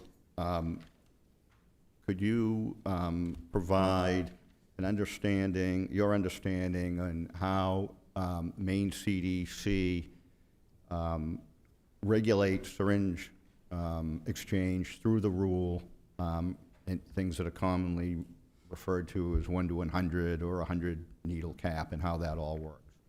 Sure. So the syringe service program rules specify, and quoting, SSPs must adhere to a distribution policy that allows for one-for-one exchange of a used syringe for each sterile syringe provided to the consumer. In instances where the consumer cannot offer a used syringe to be exchanged, a program may provide a consumer with new syringes as needed, but may not exceed 100 syringes per consumer per encounter. The SSP may further limit the number of syringes provided to each consumer in accordance with its policy and procedure manual, end quote. So in this, is this a 100 syringe cap? No, it is not that. Is it effectively a 1 to 100 exchange rate? No, it is not that either. Can I follow up on Sure. that? So there's been a lot of interest in this issue, of course. And so having been there when that feature of the rule was dealt with in the statute, first there was a statutory change, then there was the rulemaking that conformed to the statute. And I've been asked, including by you, what is the scientific basis behind 100? And I believe that I probably sat here, how long ago were we here, 2 months ago? 3 months ago, and said, no, there is no scientific basis. This was a political compromise at the Maine legislature and further compromised at the regulatory level between those interests, particularly in public health, the World Health Organization, the federal CDC, which advocated for a needs-based exchange. A needs-based exchange is you give the individual what they ask, what they believe they need. And those interests that felt that we had previously lived with a one-to-one exchange and that was best for everything from controlling syringe litter to people's health and bringing people, government's always been interested too, and we want people to come into the exchange. So we don't want to give them so many syringes that we don't see them for 6 months. So there was a brisk, discussion, that's not the right word. It was a very good debate about all of that, and we ended up at 100. There were people at 50, but I think so 100 is the max. But I think it's really important to understand that, number one, a municipality could control that. So in some municipalities, we may not be able to do 100 because there's been a municipal ordinance that we can't. Number two, the individual exchange itself may not want to do 100. So some typically might do 50. Some might do less than that. They may not have the capacity to do 100. So I would say, I don't know, I'll have to turn to my colleagues at the CDC, but I think it's quite rare that somebody just walks in and gets 100. That it's far more complicated, far more common that people would get something between 1 and 100. They might bring back some have some needles to bring back. So that's where it is. Again, there are constantly people who want us to remove the cap, and there's constantly people who want us to remove the 100 permission and go back to one-to-one. So I'm looking for balance. I think what we're looking for is balance, and that it does need to be accountability. We want accountability on all sides, but that's why we ended up at 100. So there's questions I see further down here for the SSP provider about how they make the determination, but just so we could try to clarify this perhaps with a use case and see how the rule applies. So if a person presents themselves at the SSP and they come in and they have 20 used needles and they have their exchange with the discussion with the SSP, and the SSP determines that it would be appropriate to give them 30 needles, they can do that even though they brought in 25. Is that correct? Thank you for this question. This is often times where there's quite a bit of debate. So the rule is clear. If someone comes in with 0 syringes for exchange, they can receive up to 100. If they come in with 200 syringes, they can receive 200.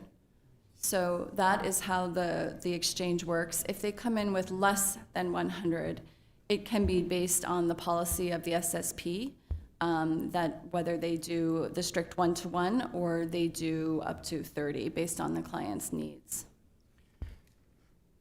So if I understand that correctly, just so we're clear about this, if the SSP has some type of a policy or procedure in their operational plan that sets forth how they're going to do the assessment, the SSP can regulate that through some individualized assessment at less than what is allowable under the CDC rule. So what the rule speaks to is if you come in with 0, you can receive up to 100. And from there, it's a one-to-one exchange. So the idea of if you come in with 200, you can receive 200. That's clear. It's a one-to-one exchange. If you come in with 0 or somewhere between 1 and 99, that's where the SSP's policy kicks in, because that is where they can determine what that person's need is up to the 100. The idea is that we want to, through the syringe exchange activity, we want to engage in that conversation. We also do want the return of the used syringes for proper disposal, and allowing for there to be that exchange with, whether it's 20 or 25 or 30, allows for there to be that conversation around receipt of those used syringes. Thank you. So does the best current evidence, what is the best current evidence regarding the exchange methods?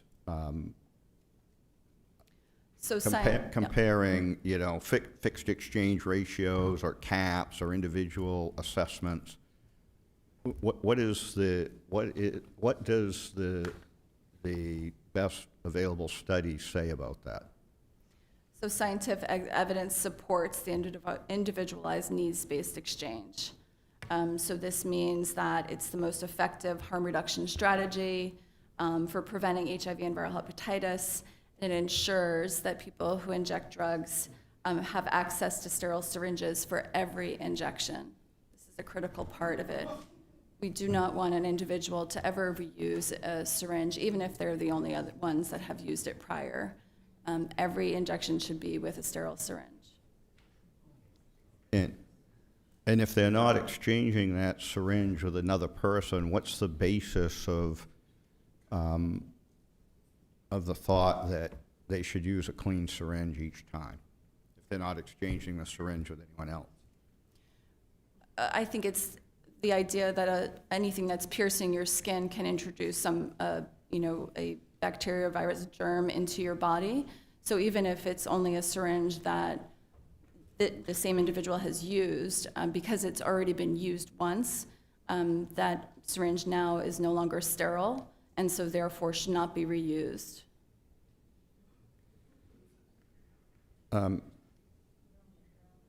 So this next question, I think, based on what you earlier answered, might need to be adjusted. The question was whether a 100 syringe cap improves, and there's a list of things here.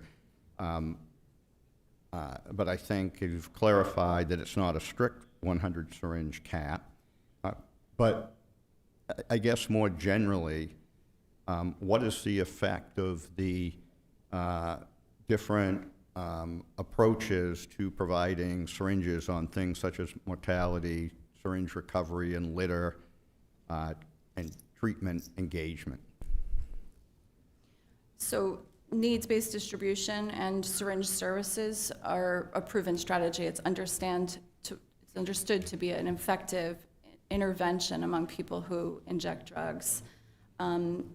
Syringe services prevents the sharing and reusing of syringes, which are major drivers of HIV and hepatitis C transmission here in our community as well as across the country. It reduces injection risk behaviors compared to restrictive models, which can lead to people who inject drugs without enough sterile syringes to use safely. And it supports safe disposal through sharps containers, drops boxes, community cleanups, and preventing syringe litter. What would the expected trade-offs be of implementing a lower syringe cap or stricter exchange ratios from a public health perspective? Some more restrictive syringe distribution policies are linked to higher infection rates and more unsafe injection practices.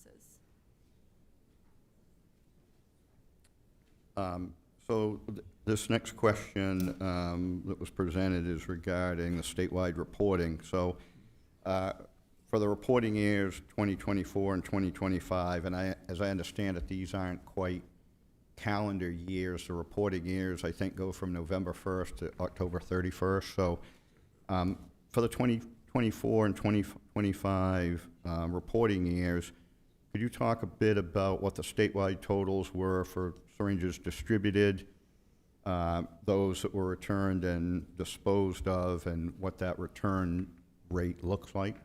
Sure, yeah.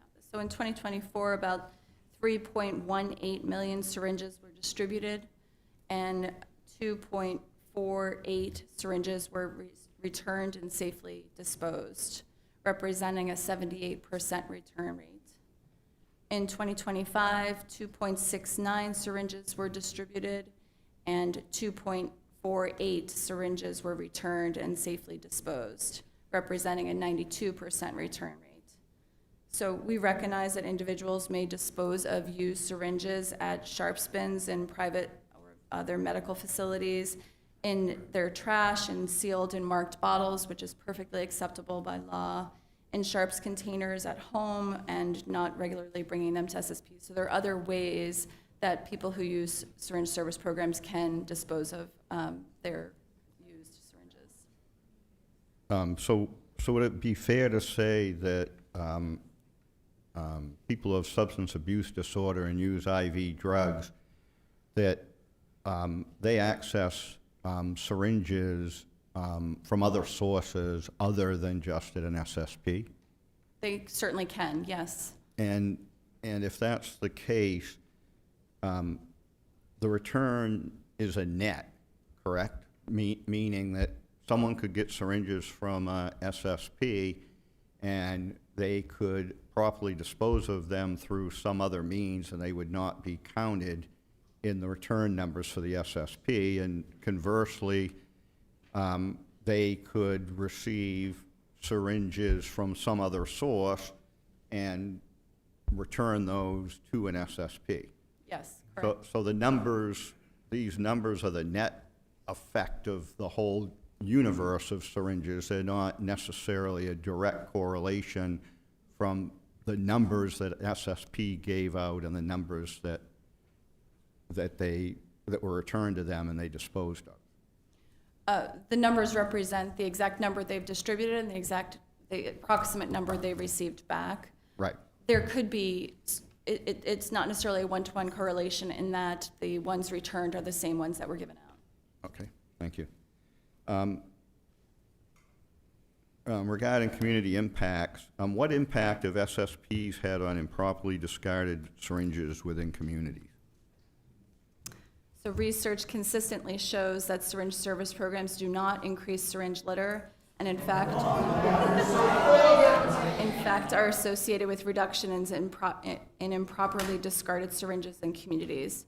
Studies found that neighborhoods with SSPs report lower rates of improperly discarded syringes compared to areas without these programs.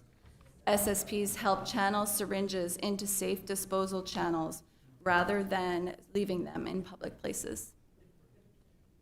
And is there any evidence regarding the distribution model, meaning needs-based or via some exchange ratio, that has any effect on the rates of litter waste? So studies have demonstrated that restricting syringes does not reduce syringe litter, and that more restrictive areas may be associated with increased litter, likely due to differences in access to safe disposal locations. This information is based on evidence provided by federal CDC in 2022, needs-based syringe distribution and disposal at syringe service programs. And regarding community impacts, there's, you earlier referenced HIV transmission through the community. There's been some discussion about the HIV outbreak in Bangor. Could you provide any insight into any relationship between SSP services and that outbreak? And then I think the second part of that is, could you talk a little bit about how infectious diseases can have secondary and tertiary transmission throughout the community past some transmission through syringe use. Thank you. You might ask you to repeat the question. So yes, certainly we have been working with our partners in Bangor, community and clinical partners, to respond to an HIV outbreak since late or early 2024. The outbreak was first identified in early 2024, with the first case having been diagnosed in late 2023. That outbreak continues. There are 44 people associated with that outbreak. They've been newly diagnosed with HIV, the majority of which are also co-infected with hepatitis C. And predominantly the outbreak is among people who have lived unhoused and who report injection drug use in the 12 months prior to their diagnosis. A major critical intervention in this outbreak response is working with our SSPs, not only to continue delivering the services that they do around overdose prevention, access to sterile syringes and equipment, and providing that trust relationship to help people move to recovery, but also as a mechanism to support their other services that are needed to break transmission around HIV. So delivery of effective prevention mechanisms such as pre-exposure prophylaxis, supporting their entry into HIV care and treatment, and other interventions. So you mentioned that the Bangor outbreak was mostly centered on intravenous drug users that were unhoused. Is there any information about the role of sharing of needles or use of sterile needles? That how was the services that were available at the time, how did that impact this situation? Access to SSPs in the community had changed over time. There was one major SSP provider that had closed in the city of Bangor. And since then, there are 2 other SSPs that have really been able to expand their service delivery, including opening mobile sites and supporting access to syringe services through expanded hours. What we do know about HIV, for every one person who knows they're infected, there are others that are infected but do not know their status. So access to testing and expanding access to testing through trusted providers such as SSP is a really critical intervention as well. The outbreak definitely has people impacted by the outbreak are primarily having lived unhoused, but that can also be having lived unstably housed, meaning that they may have been housed at some point, but that is intermittent. They may be staying with relatives, couch surfing. So this idea that they're living outdoors may not be consistent with the actual community impacted by the outbreak. So just to emphasize that while the primary population are people who inject drugs and people who have lived unhoused, there are other members of the community that are impacted as well. Yes, I think that was the second part of the question. So the spread of infectious diseases of this type aren't necessarily limited to IV drug use and may spread throughout the community through other means of transmission outside of that particular group of people that's been identified as having HIV infection at this time. Is that an accurate understanding? Well, yes, HIV can be spread through other mechanisms, including sex. So in this case, in the outbreak in Bangor, the primary drivers are injection drug use, and that is why working with SSPs is so critical.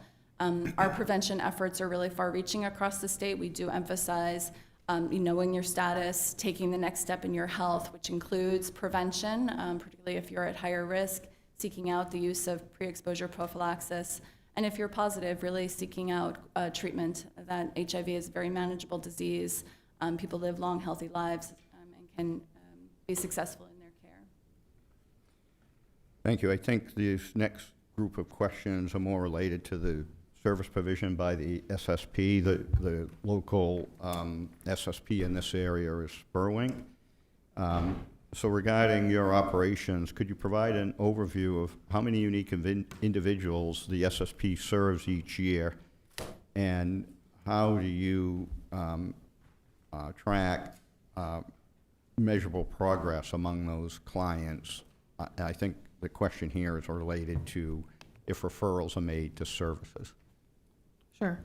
For 2025, we served about 300 unique individuals, which equated to about 1,100 visits to the SSP. And we do an intake assessment for every individual that comes in, and that's how we go about determining sort of what their needs are and how to meet them.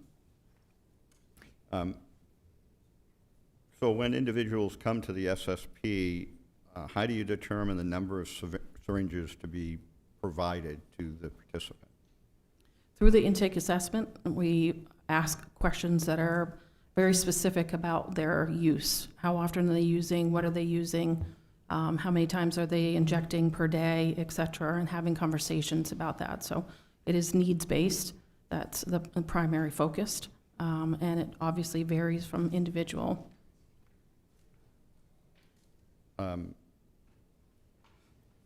And is this assessment, or takes place at the intake, is this performed for every client on every visit? Yes. So this is a standard protocol that's applied each time? Yes. Could you talk to how many the sites provided some information about statewide referrals? Can you provide information about referrals that Spurwink made to other agencies or other programs that began with the SSP contact with the client? For 2025, we had about 9,000 referrals. There's 17 different types of referrals, different categories that constitute a referral. There were about 9,000 that were made. And you referenced that there were 17 different types of referrals. Are these if the person comes in for an intake each time, are the various referrals considered during that process to suggest to refer these individuals to various services? Yes, each time that they come in, whether it's the first time or the 12th time, the same assessment is reviewed with them because things can change from time to time. And the same, we have a set criteria of 17 that is based on data collection that we give to the CDC monthly and reporting. So those are the things that we're tracking. Could be a referral, could be to a primary care physician, it could be to a treatment program, it could be to testing, it could be to a food pantry, it could be for case management, et cetera. What are the most used services at the SSP? Is it the syringe exchange, or are there other requests beyond clean syringe requests? Our number one reason for people coming into our clinic is that we are probably spending the most time with is survival gear for being unhoused. So that can be winter related, any kind of weather conditions and whatnot. There's supplies that are given to them to support their being unhoused and living in, poor conditions, as well followed up probably by hygiene supplies and wound care. So over the past year, and I think we mentioned earlier, this might not align with the calendar year because of the reporting cycle. Can you outline the total number of syringes distributed and collected, as well as the number of client interactions? I think you earlier provided that there were 1,100 visits, but could you touch on the total number of syringes distributed and those collected and disposed of? For 2025, we had distributed about 105,000 and some change, and we collected 155,000.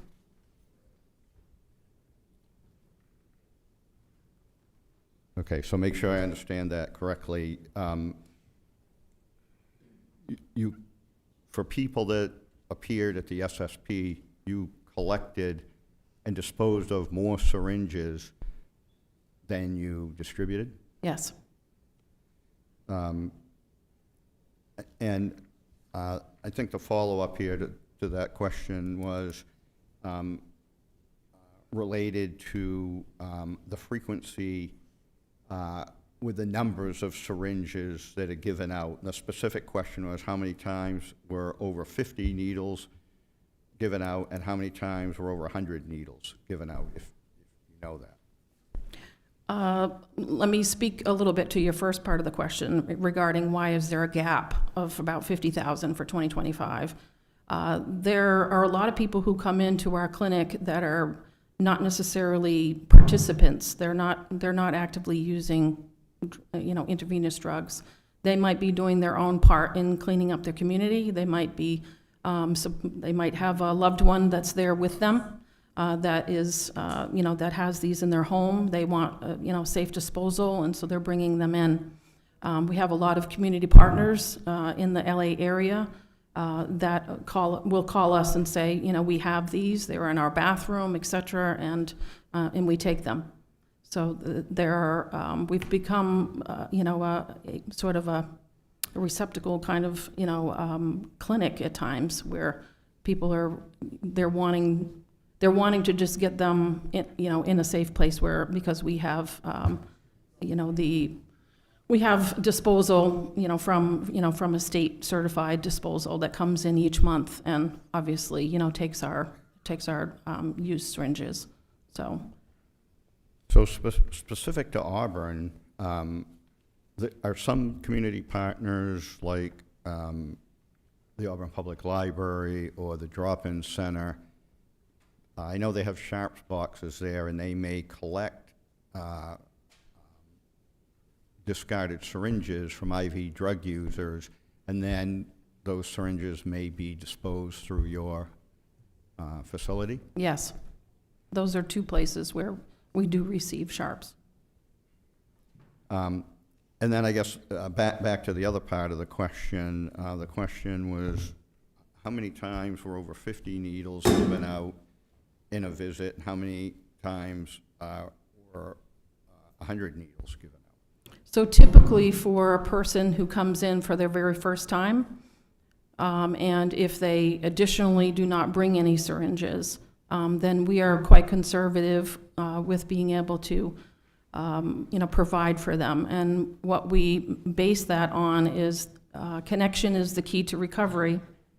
And we would like the person to frequent coming into the SSP to connect with staff and to continue the conversation and support for talking about the 17 referral categories, other needs that they have. So the more that they come in, the more, it's obviously that's going to increase their chances that they're going to make a connection, a trusted relationship with, a professional that is going to support them towards a pathway towards recovery, wellness, whatever it is they're choosing.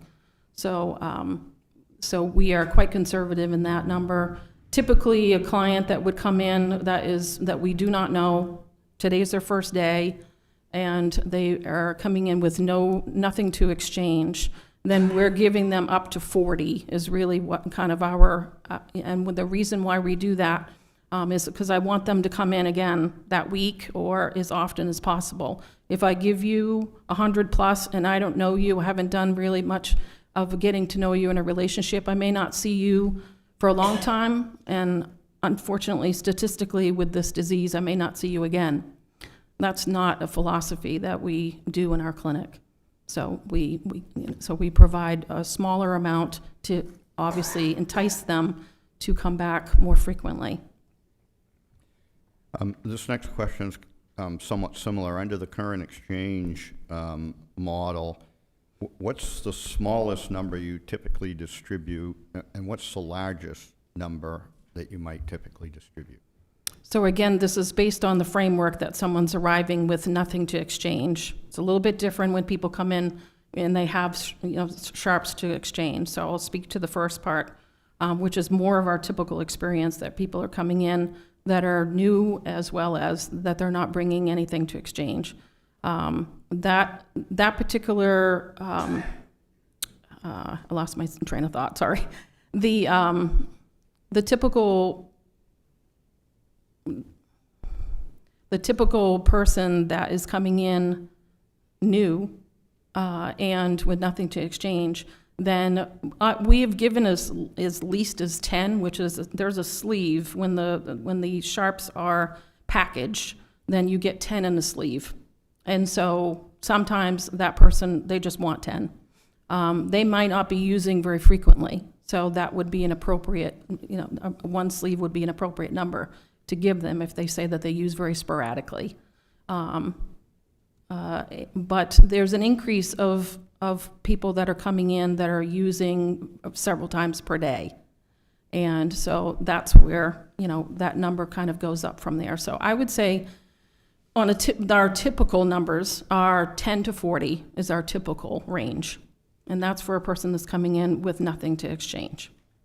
And again, our basis for that is building connection with the individual, getting to know them and their use and what their needs are, and getting them to come into the SSP as often as they can to get that support. When a person comes in and they are established client, they've been there for some time, if they come in with 100, they could very well walk out with 100 at that moment. Again, our clientele are not generally doing that.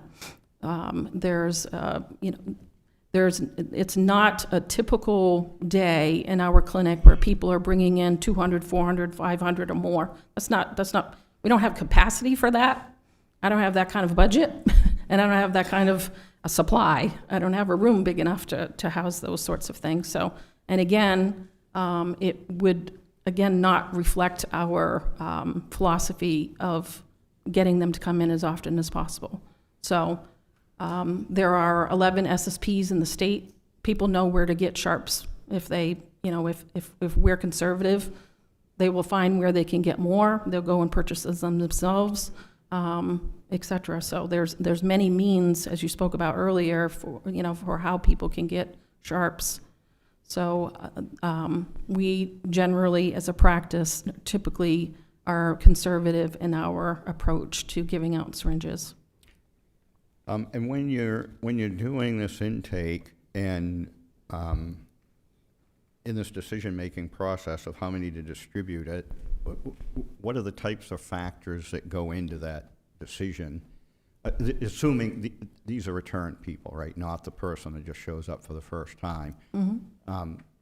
If there's a range of syringes that you're providing, what are the types of factors that go into making the decision on how many you would distribute?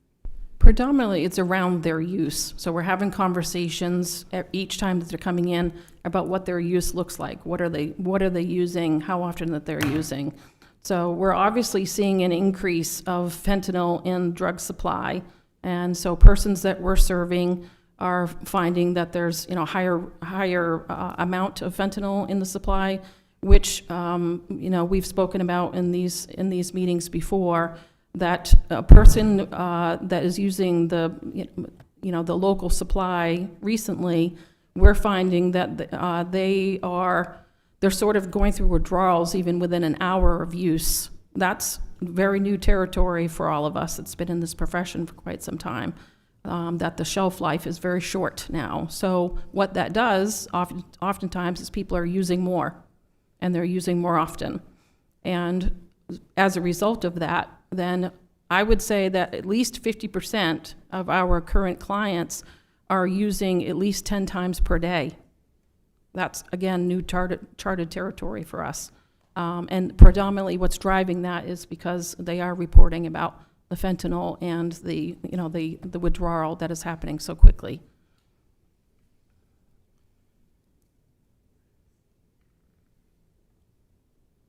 So I think you may have answered this question here a few moments ago, but besides returning syringes directly to Spurwink, what other disposal methods may account for the differences between syringes distributed and those returned?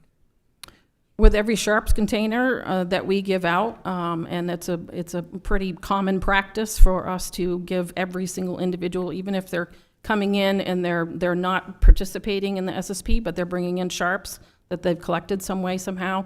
We give out a lot of sharps containers is really, our key to being able to kind of support that notion of putting them in something that's already deemed safe and whatnot, and for disposal.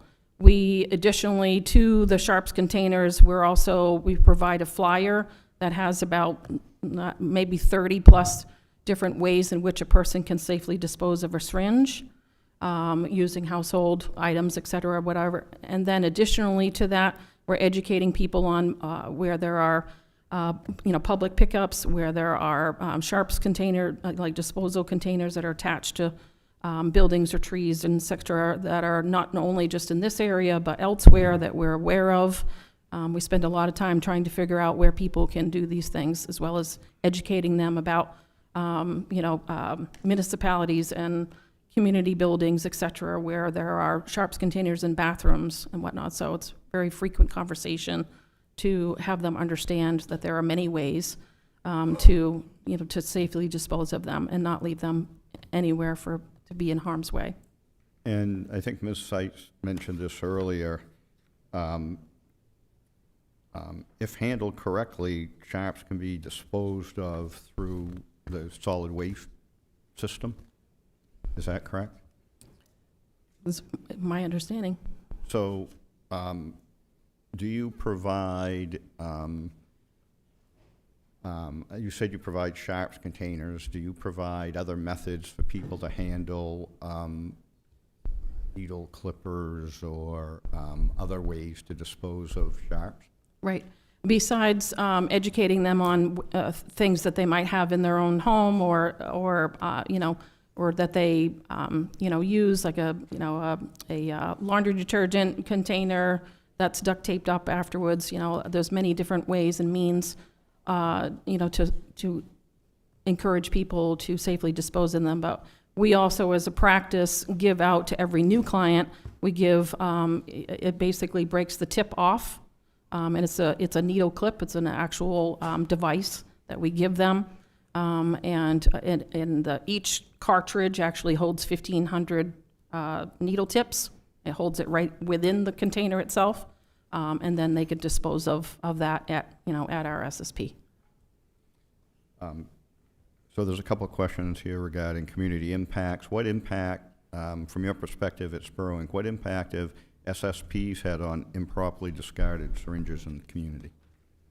I think Ms. Seitz spoke about the impact earlier, so I'll defer to her for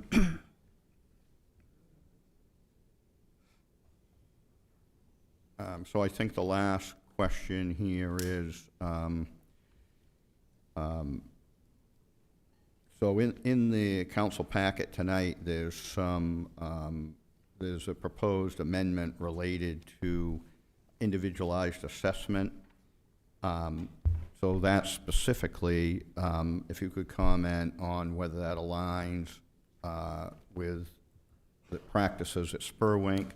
And then I think the second part of the question is related to the additional local regulations beyond what's in the CDC rules. Do those impede the provision of appropriate services?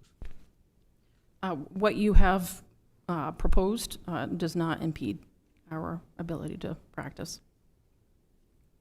And then I think, I guess these will be for Mr. Holmes, if you're responding to the staff questions.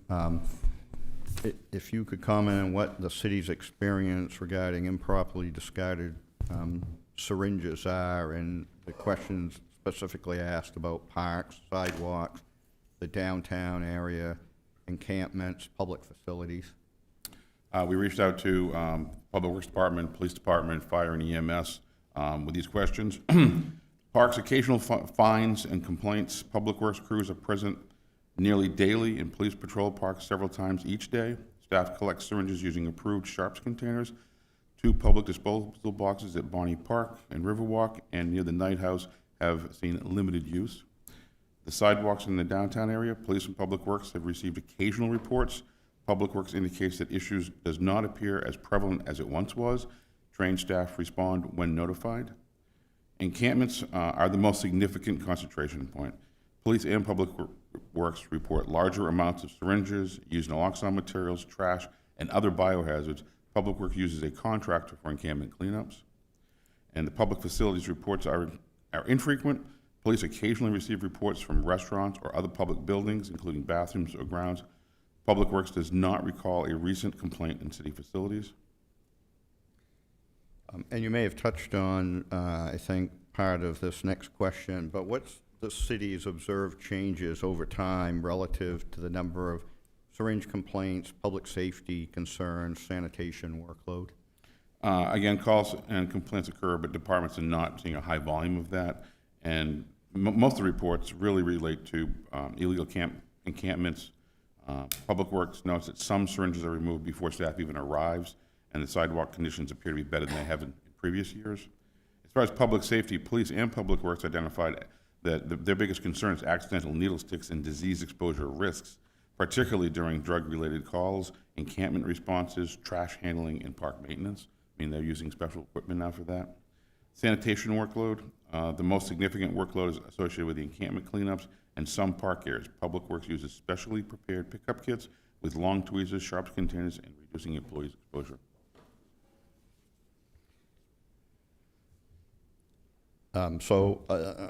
Again, you may have just touched on this question as well, but what procedures are currently in place for recovering and disposing of syringes found in public spaces? Police retrieve the syringe. And I think the focus of this is that are reported, not necessarily what parks, the Public Works folks that do the trash pickup in the parks, but if things are reported to the city. They actually retrieve them and put them in. They have special sharps containers in all the cruises at the police headquarters. Officers receive biohazard awareness, PPE, and workplace safety training. Public Works uses trained personnel for routine pickups and specialized tools to limit contact. And they also have the disposal boxes. For larger encampments, we use the contractor, and Fire and EMS serves as the disposal point for syringes brought in by police and Public Works. So fire reports no syringe-related volume of it on its own. Thank you. So I appreciate the patience of the council as I work through all the questions that people sent in. Does the council have questions for staff?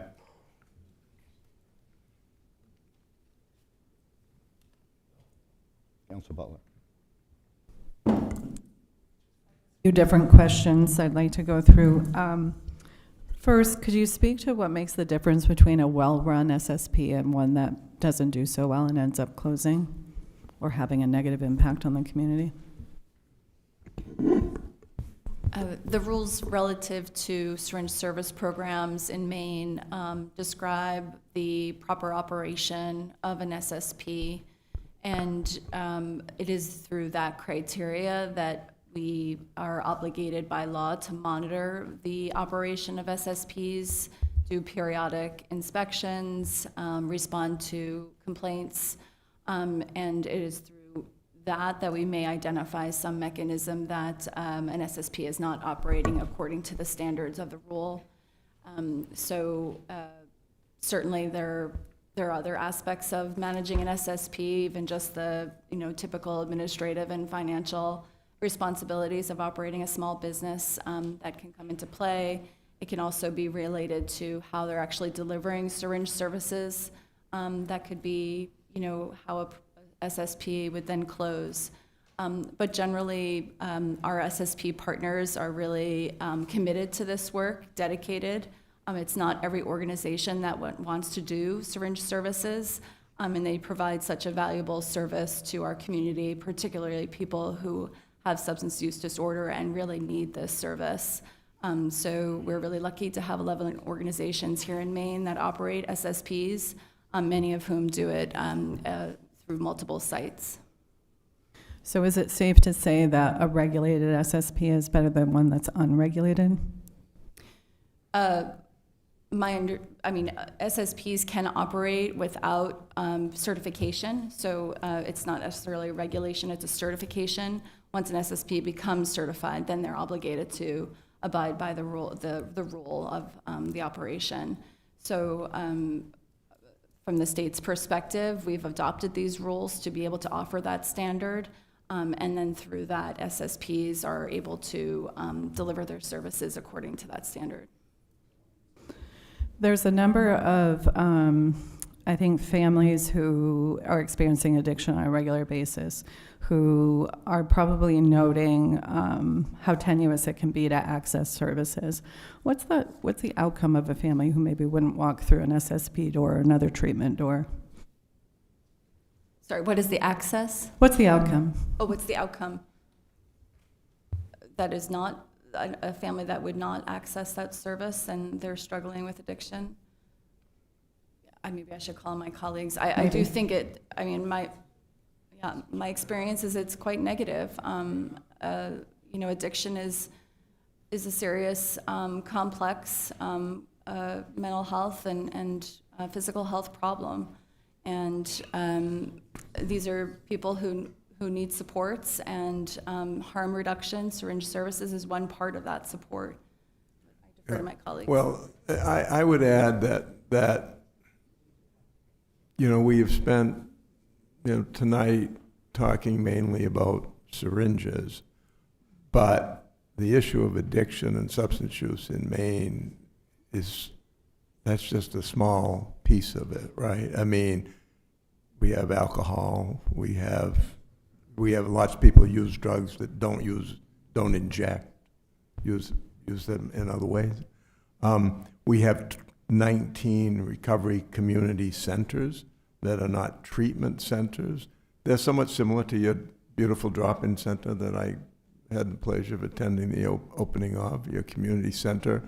They're places where people can go and see peers and get support. So I think there's a lot. I understand your question, I think, Councilor Butler, that there's a lot of families that might have somebody struggling with substance use that they don't want to be anywhere near a syringe program.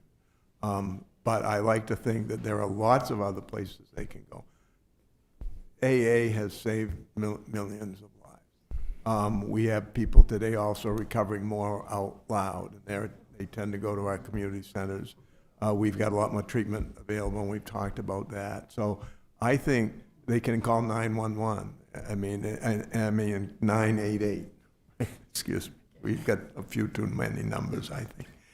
And get connected to peers. We have our own options liaison program that Spurwink runs that in this county, and we have 40, today we have 31 people on the ground every day whose job it is to connect with people who have had an overdose and lived.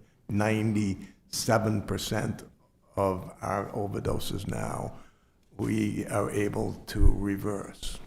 And so, but we need to connect those individuals with something, because if they continue to overdose, we're not going to be able to save them every single time. So I think there's quite a lot available for that family, and we've got ads, we've got the Treatment Connection, which is an online service, we've got our daily bed report. There's a lot out there for people. And if it's a family, we also have the Family Restored. We have NA, AA, all of those resources. So this is just a little piece of it that's trying to help people be as healthy as they can that day. There's an awful lot of things we haven't had the time to talk about today, globally. Where there is some concern expressed by our community about the SSP, any recommendations on how we can successfully implement this in the community and be respectful of those concerns? Absolutely. I mean, I think the fact that we're all here, we want balance, we want accountability. I think that education is the key.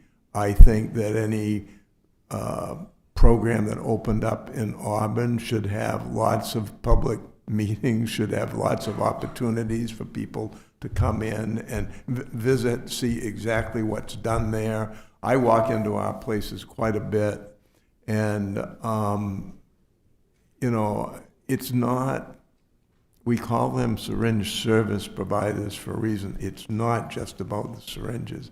It's about those 90,000 referrals so people can get a hot meal or a piece of clothing or stay warm in the winter. It's you know, unfortunately, I mean, as the director of opioid response, I wish we didn't have to have any syringe programs, obviously. I wish no one in Maine took drugs.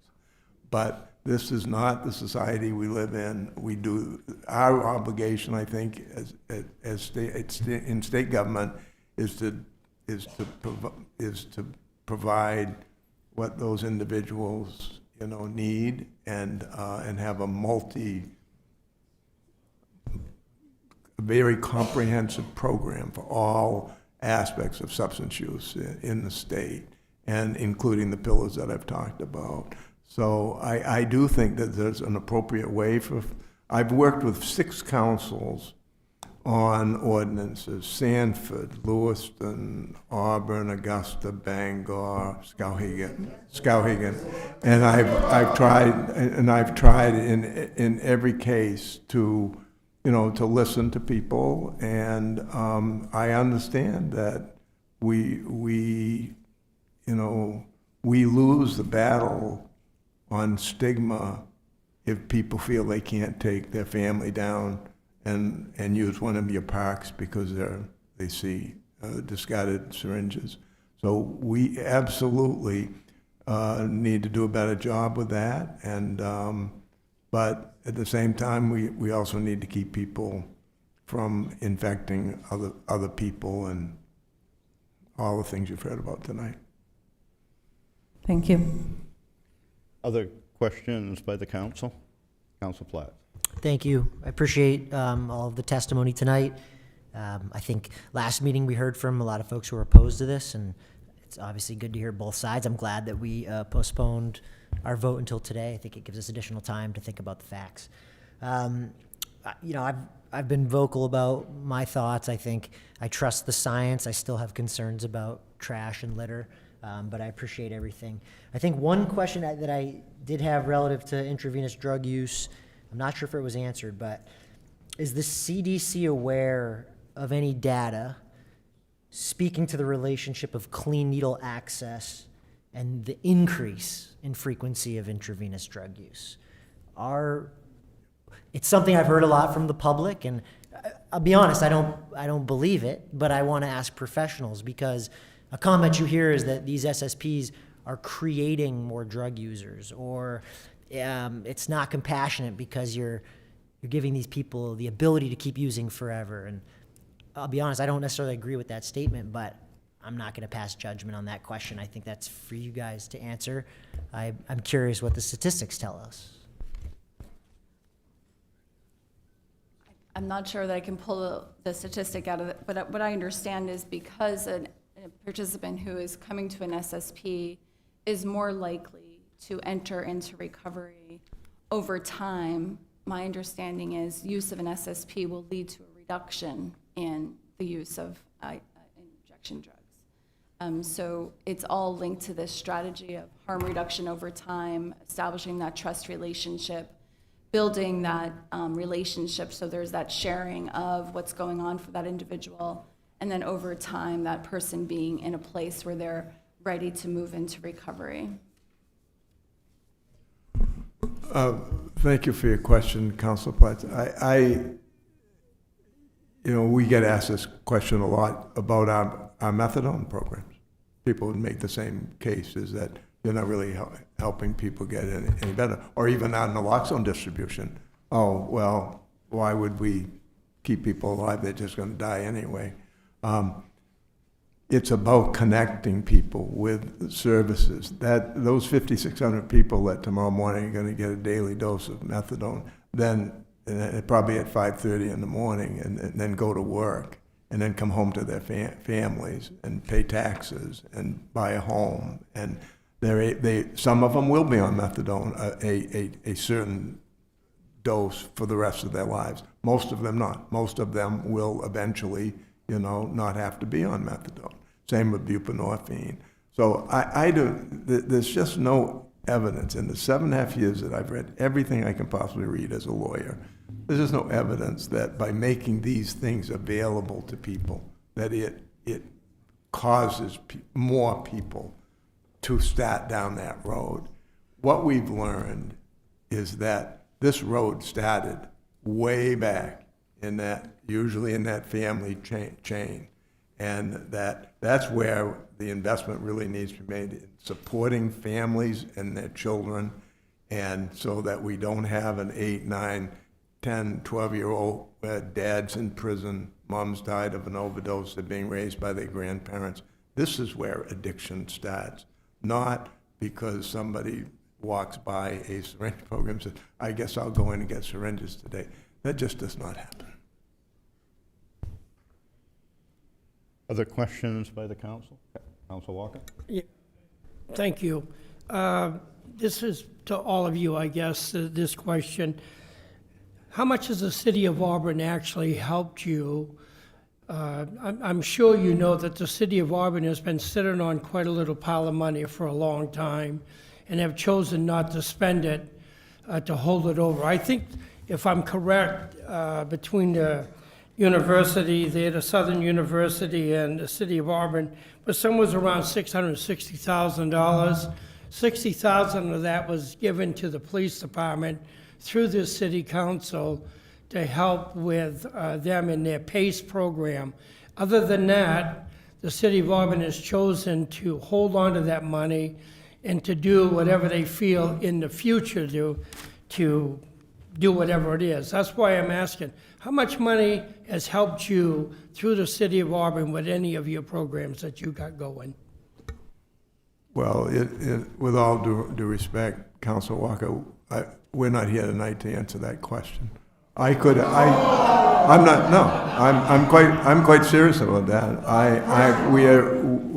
I could have done a complete analysis of our opioid spending. I was on the Recovery Council, which has half the money, and then the Attorney General has 20%, and then the 39 subdivisions, including Auburn, receives a check every year as well. But that's not the question I was asked to address tonight. I'd be happy to come back at any time and be prepared to how your spending here is compared to other states, or have the people from the Moss Center, the Maine Opioid Settlement Support Center. But I'm not prepared to answer that question tonight, and I don't think it's fair to ask my colleagues that question.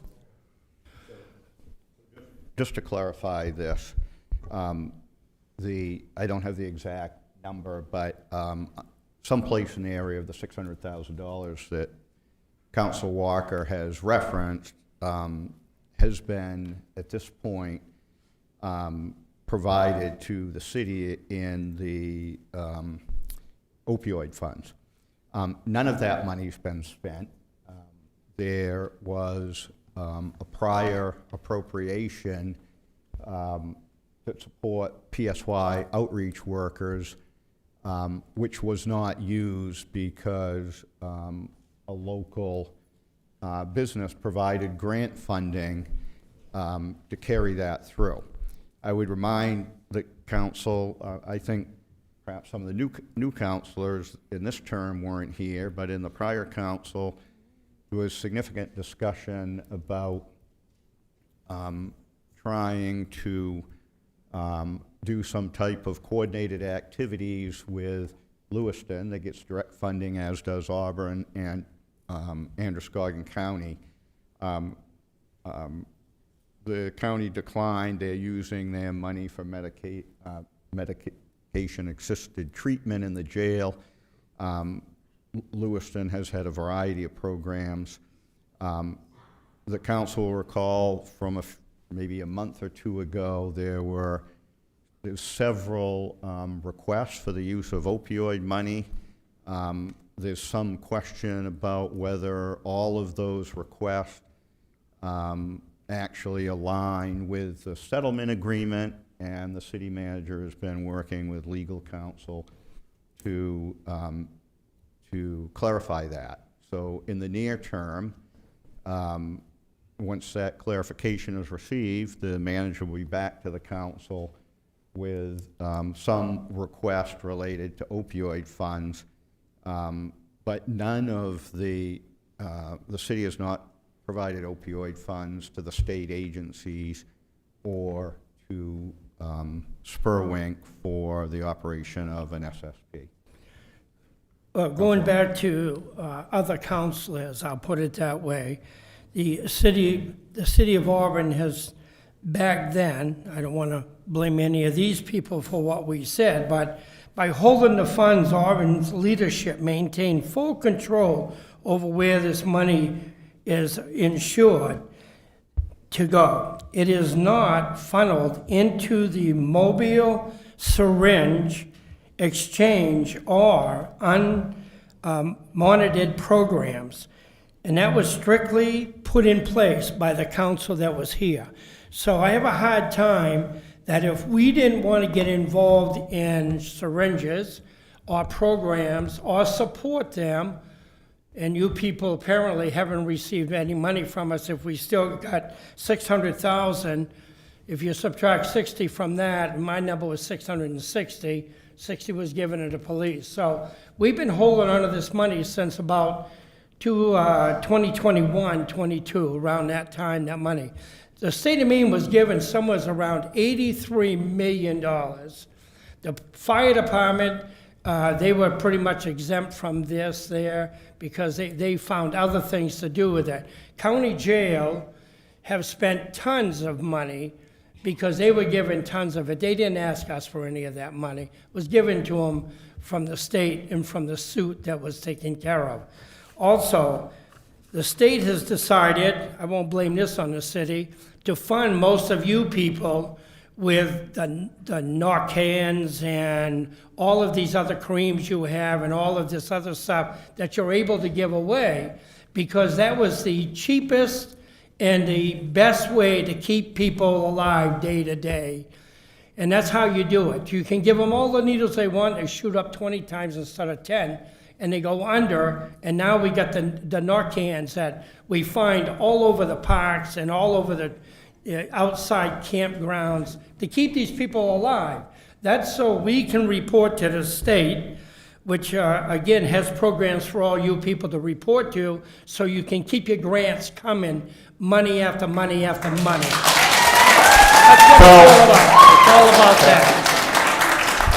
So again, I feel sorry that the city of Auburn is sitting on $60,000, and we haven't put together one good program yet with this kind of money that we're holding. So Council Walker, do you actually have a question? We're going to have debate, and you can bring these points up. Do you?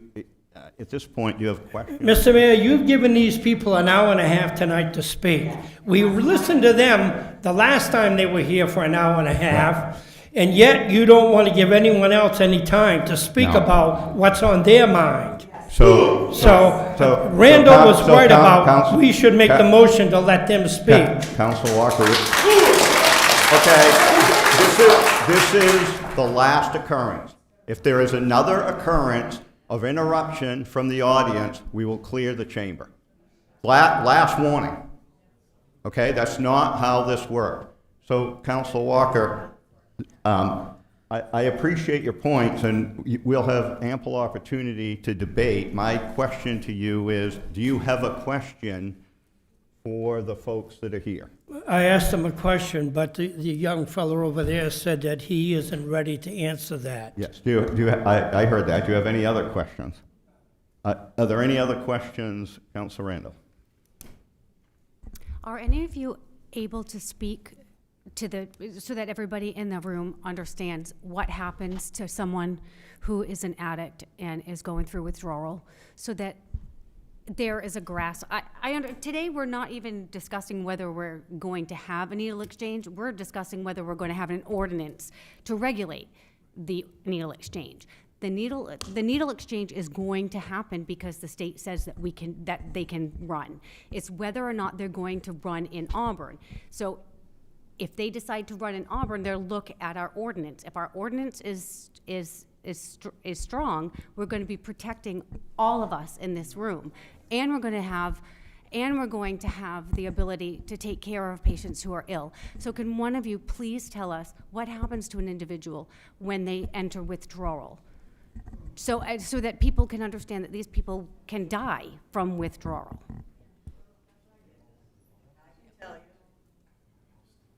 Would you like to answer that? She's not asking the audience. She's asking the people that are assembled here. Yeah, I'm not an expert in substance use disorder treatment, so I can't answer that question. Others may be able to. I'm just trying to tap into the empathy of the room, that's all. So if you would like to have more information on that, it's the Office of Behavioral Health out of the Department of Health and Human Services that oversees the treatment programs that were mentioned earlier, both outpatient as well as residential care. And it would be, I could certainly follow up with counsel to provide that answer afterwards. It's okay. I just wanted the audience to understand, that's all. Yeah, my understanding is that it's a significant health event. It should be managed closely. Councilor Cowan? Is the issue that we're dealing with a clinically diagnosable condition? Is there an ICD-9 or ICD-10 code for these types of dependencies? For substance use disorder, absolutely, yes. So it's similar to someone having an ICD code for diabetes? Similar to someone like myself who has obesity, hypertension? It is a medical diagnosis, yes. And it needs to be closely managed, therefore. Question for the SSP. What is your true motivation for why you're running this program? Maybe, I don't know if you can get into a high level of the funding you have. My understanding is that the municipalities are not paying into this. You're getting it through other fees, but is this because you want to have grants so that you can have a paying job, or are you actually trying to help people? Our philosophy through our small clinic that's based in Lewiston at this time is that every individual that comes in to see us is a person that someone cares about, and that they deserve access to support and services, treatment, supplies, etc., in order for them to live another day, to make another decision towards wellness. Thank you. Councilor Gary. Thank you, Mr. Mayor. We're here tonight to grab hold of the barn door that was opened by the legislature that threw this type of program out there with no rhyme, no reason, no perimeters. Tonight, what we're trying to vote on is to hold on to that door before it is swung open, and everybody and his brother that wants to operate a needle exchange program can come in the city of Auburn. At this time in our ordinances, it's not regulated other than, it is and it isn't. But we cannot stop anybody from coming in that wants to stand on the corner or open up a shop and exchange the needles. What we're doing tonight is try to lock it up to say that Auburn is not going to allow any more than 2 of these type of businesses that are run by more reputable people like Spurwink's company. And no, I have not bought or drank the Kool-Aid. I don't like needle exchange programs. I'm still not going to vote for needle exchange programs. But we got to put perimeters on things in order to protect Auburn residents. And for you guys to get your say of limiting and stopping the needles from anywhere and everybody. So, Councilor Gary, do you have a particular question for the group?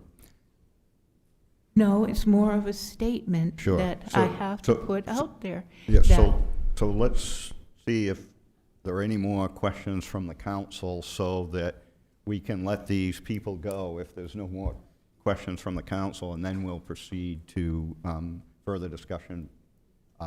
So any other questions for staff on this? Seeing none, thank you very much. We appreciate you coming in. Thank you for having us. We really appreciate it. So we're at the point now where we would entertain limited public comment relative to subject matter experts or studies or data that directly address the questions posed by the council. And Councilor Randall, this would be the time if you would like to make that motion. I make a motion to suspend the rules and allow the public to speak. So just to clarify, the motion is to suspend the rules to allow a second public hearing on this agenda item. Is that your intention? That is my intention. So the motion's been made by Councilor Randall, seconded by Councilor Geary. The vote will be by show of hands. All those in favor? Opposed?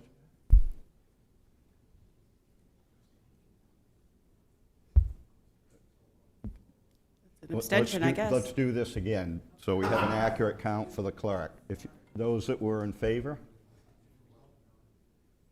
Okay, 7 having voted in the affirmative and none in the negative, the motion's adopted. So we'll open a public hearing. Those members of the public that would like to address the council on this matter, please approach the podium, provide your name and address, and you will have, given the number of people, you will have 3 minutes to address Mr. Mayor, council. I would ask as we enter this process to be cognizant of time, and in no disrespect to any speakers, we verbally warn them at 3 minutes so that we can move through this in a respectful manner of time, if that's okay with everybody. So I'm just saying, stick to the time limit, so if just, that's possible. So just to make sure that we're all complying with the appropriate process here, the motion's been made to suspend the rules to open a public hearing.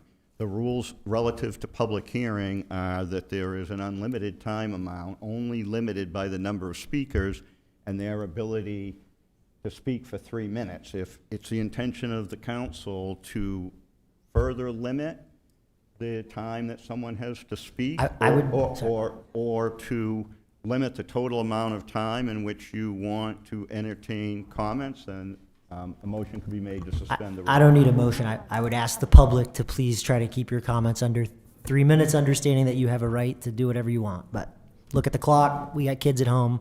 Thank you guys for your participation. Yes, ma'am. My name's Lisa Jones. I consider myself a subject matter expert. I live at 57 Hogan Road in Lewiston. Thank you. I consider myself a subject matter expert because I am 7 years sober from alcohol. I have gone through withdrawals. I have gone through withdrawal seizures. I have been hospitalized multiple times. I've been through detox. I've been supported through sobriety. People who get sober have a passion to help other people get sober. The people who sat up here are helping people die. Now I will read my prepared statement. Dear Auburn City Council and Mayor, my name is Lisa Jones and I live and operate a business in Lewiston. I watched with interest your last meeting with the discussion on regulating needle distribution here in Auburn. I was proud of my friend, my mother, state representatives, and other local citizens coming up and speaking for themselves, their city, and future generations. The mayor was polite and gracious during public comment. And then the tone changed. It was very clear to everyone watching last meeting that Mayor Harmon is only interested in pushing his own agenda. Not only did he ignore every constituent who came up to speak, he repeatedly said after that they didn't know what they were talking about. It's important to note that the one-to-one exchange was not dropped at the state level because it was no longer best practice and wasn't helping people. It was related to limiting contact between individuals during the height of the COVID pandemic. Best practice, and they set it up here, tells us that more contacts increase the likelihood of someone getting into treatment. Mayor Harmon repeatedly said that there weren't experts to weigh in last meeting, but I disagree. Auburn residents are experts on their own community. Auburn residents know that they don't want needle distribution in Auburn. They know that they see increased public drug use already. They see the overdoses in the parks. Their daily lives are affected. They travel to Portland and Lewiston and have seen the major decline in those cities since the exchange rate was changed from 1 to 1 during COVID. They explicitly and repeatedly stated that they do not want that here, and you don't care. When I watched your last meeting, I saw you agree to go on a walk with Representative Chapman so you could see where he finds needles in town. It's my understanding that you have not yet gone on that walk with him. He continues to find used dirty needles in public. I shall leave you with a question that I know won't be answered at this time. What is your motivation? There are not people going without services currently. Why do you feel the need to expand them into your city? In what way is Auburn benefiting from rolling out the red carpet for an SSP? The citizens sure aren't, but it's clear that someone would be. And then real quick, I added a note on the end. I don't understand why you didn't ask Lewiston Public Works how they handle this and how many workers they have dedicated to cleaning up needles. Taxpayers are paying for the needles, paying for the nonprofits that are handing out the needles, paying those executive director salaries, and then paying multiple public works employees to clean up the dirty needles, paying the cops to arrest the same people over and over.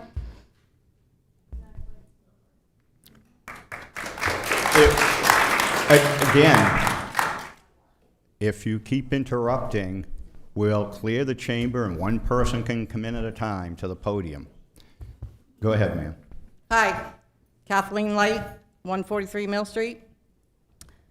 I might not have a college degree in psychology, but I lived a real education. I've spent years battling addiction and talked with many people experiencing addiction and living on the streets, and sadly living just 30 feet from the drop-in center at 121 Mill Street. I have witnessed many mental health issues and more overdoses than I ever cared to witness. Those experiences have taught me lessons no classroom could. They have shaped how I see policies that, in my view, continue to enable addiction instead of helping people recover. Because of what I've lived and what I continue to see, it deeply troubles me that there is even a thing as a needle exchange program. I believe these programs can keep people trapped in addiction. In my view, continuing to provide needles does not address the root problem. It also affects the entire community through discarded needles and creates what I see on the streets as a real public safety hazard. That's why I'm deeply concerned that some of you are considering supporting or expanding this program. I ask you to think beyond today's decision and consider the long-term effects. Impact on people struggling with addiction, their families, their lives, our community. Every policy sends a message about what we're willing to fight for, okay? I believe that one day, every one of us will answer for the choices we make and the decisions we support. My hope is that we choose policies that other people can have a real chance at recovery, healing, hope, and instead of enabling. I've also been looking into information regarding this proposal SSP program that may be moving in next door to Barker Mill Arms at a senior housing complex. I'm concerned about what that could mean for the safety, quality of life, and well-being of the seniors and disabled who live there and the whole community. I believe those concerns deserve careful consideration, especially since you, Mr. Mayor, and several members of the City Council already know that discarded needles have recently been found in the drop-in at the Adopted Spot Garden on Mill Street and near the bus stop in front of Barker Mill Arms and throughout the community. I have shared videos and photos with some of you for reference. I believe policies should protect our communities, not harm them. Please vote nay tonight. Thank you.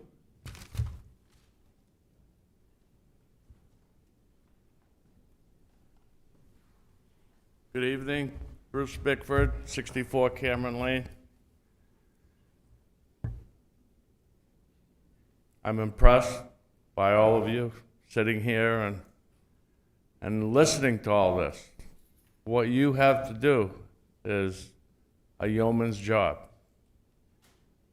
But you want to remember one thing. I took a ton of notes during that whole presentation, and I'm not going to bore you with my questions that I would have had. What I want to say is, please, listen to your constituents. You don't have to have a 1 to 30 or a 1 to 50 or 1 to 100. You can have a 1-to-1 exchange. Just think about that. Thank you.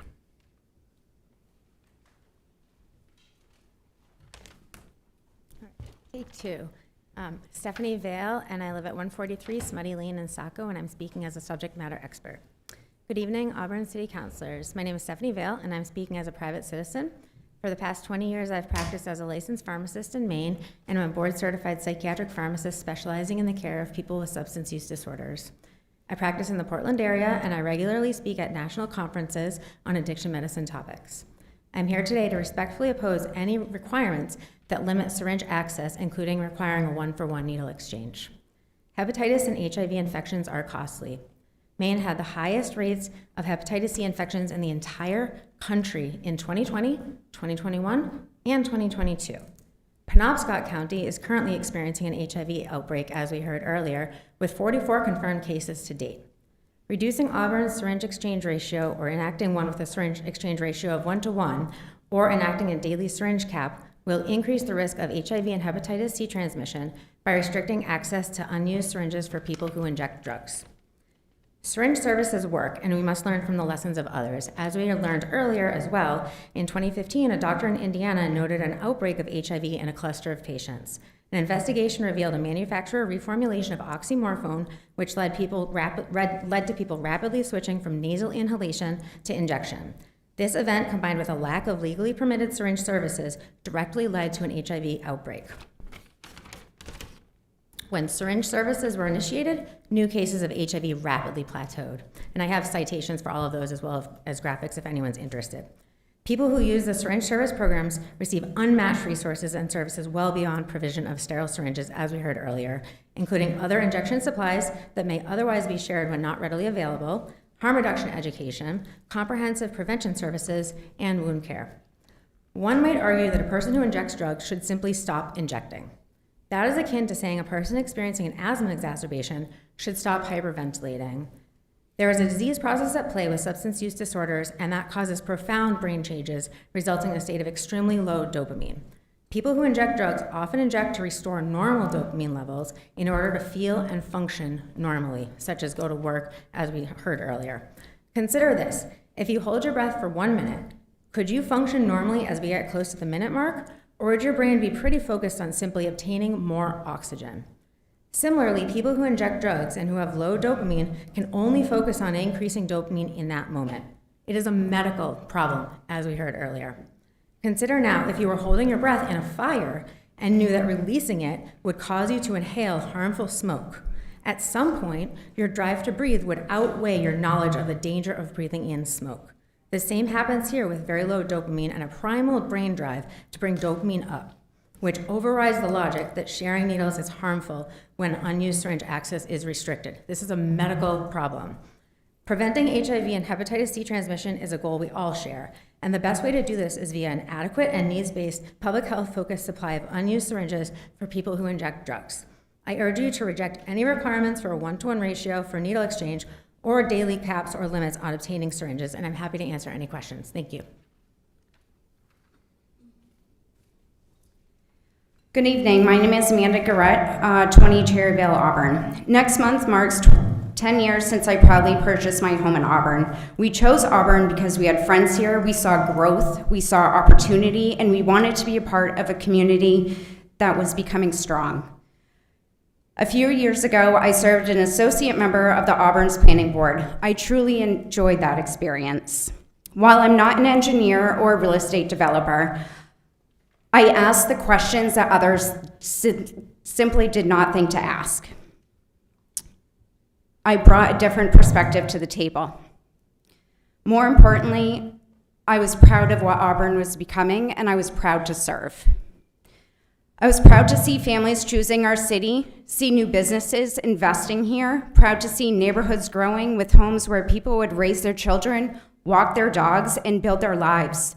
Auburn was becoming a community people wanted to call home. But I also became frustrated. Meeting after meeting, I heard comments like, "We don't want Auburn to become the new Portland." My family pays our property taxes here. We volunteer here, we shop here, we invest in this community because we believe in Auburn. That's why I'm here tonight. The proposed 1 to 100 needle exchange program moves Auburn closer to becoming exactly what so many people claim they wanted to avoid. I understand the purpose of harm reduction. I understand this program is intended to reduce disease transmission and connect people struggling with addiction to services. I recognize those goals. But I cannot ignore another form of harm. What about the harm to the families who encounter discarded needles? What about our children playing in parks? What about our elderly walking neighborhoods? Our local fishing holes? Our pets? The people who just simply want to enjoy our beautiful city. These concerns deserve just as much consideration. These needle exchange becomes more of a curse than a cure, which I learned when I was in school for substance abuse counseling. HIV is transmitted through bloodborne pathogens, not reused needles of the same individual. Instead of dramatically expanding needle distribution, I urge this council to invest more heavily in addiction treatment, programs, counseling, solutions that address the root of the issue, while also protecting the broader community.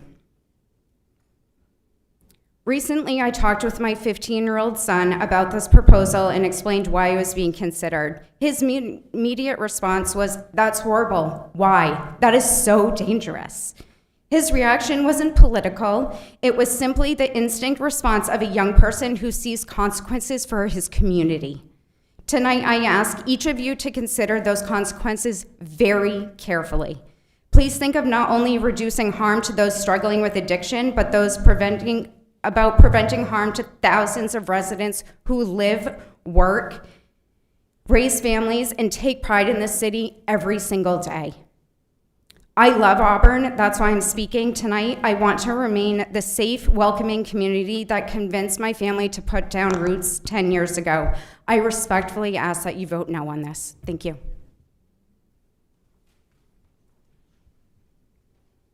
Good evening. My name is Holland Michaud. I live at 54 Charter Way in Auburn. Thank you, Councilor Randall, for being the first person to stick your neck out and do what is right. So I'm not a drug expert or any sort of public health expert. I'm a chemical engineer, really good at math. I like to connect with our local community. I volunteer every year in the high school. I graduated from EL in 2013. There's a handful of people in this room that have known me my whole life. And staying in Auburn was a choice.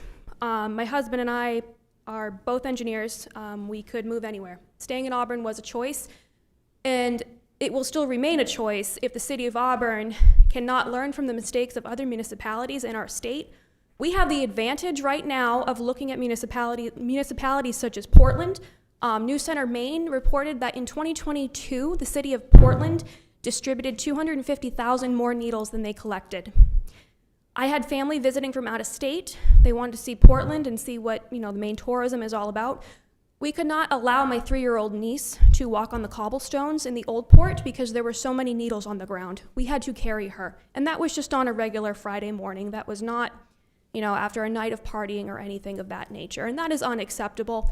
And I do ask that sounds like we have to answer to the state, that if we do decide to allow these SSP programs, that we look at the failures around the state.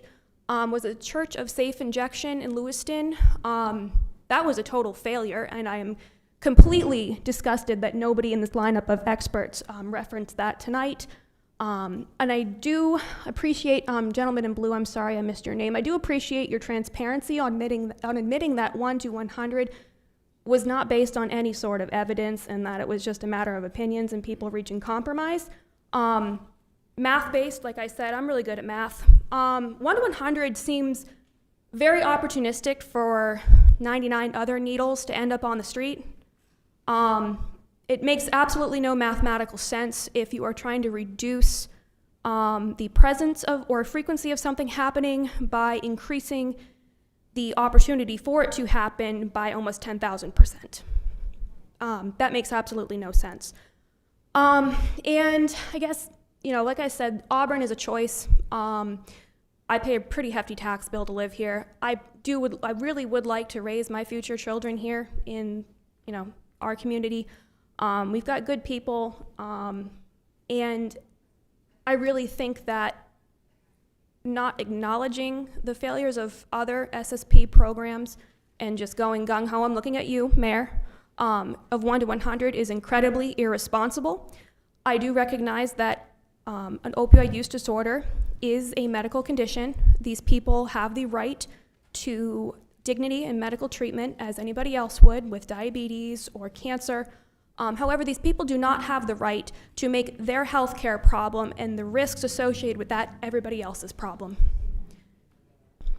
So please consider that in what you are going to vote on tonight. Please vote truthfully. Please do not forego logic in all of this. I do think it was a little bit of a conflict of interest that your experts brought here tonight were people whose jobs or organizations will benefit. Thank you very much. I'm speaking. Thank you. You spoke more than I did tonight. That these people, you know, it's a little. Ma'am, your time is up. Thank you very much. If we That could- was a recommendation, if we could not a have the requirement, but if we thank could you. have the next speaker.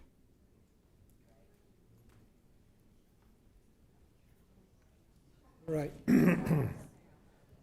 You folks did have an error in your meeting notes last. My name is not Don Campbell. It's Thomas Campbell, so please correct that.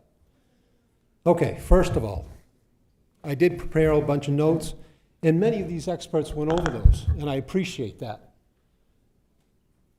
It was distributed by the Maine, there was a report in 2025, the SSP annual report required by the Maine CDC, and you guys were very accurate, 2.69 million. 2.69 million in 1 year. Think about that number. 1.14 million people in the state of Maine. Every single person could have received 1.9 needles. Every man, woman, and child. That is outrageous. They recovered 2.48 million. And thank you, Spurwink, for being honest, that most of them came in from people who cleaned up the neighborhoods, not from the users. 212,000 units were improperly disposed of by those specific numbers. That doesn't include what was purchased legally, what was given by the federal government, the county government, local agencies, or anybody else. So these numbers are drastically underreported. It is scary. Number of naloxone doses per MDNI in 2025 for the year of 2023 was 324,000 doses of naloxone in 1 year. That is outrageous. Let's move on. The current proposal for this should be rejected. And I'm going to suggest a direct, easy ordinance. I'm wound up. No brick and mortar location or mobile delivery syringe service program shall be allowed to reside in Auburn or operate within the city limits, period. That is a very clear statement. Do not do this. The current ordinance, as given in this update, says they're allowed 250 feet from any school.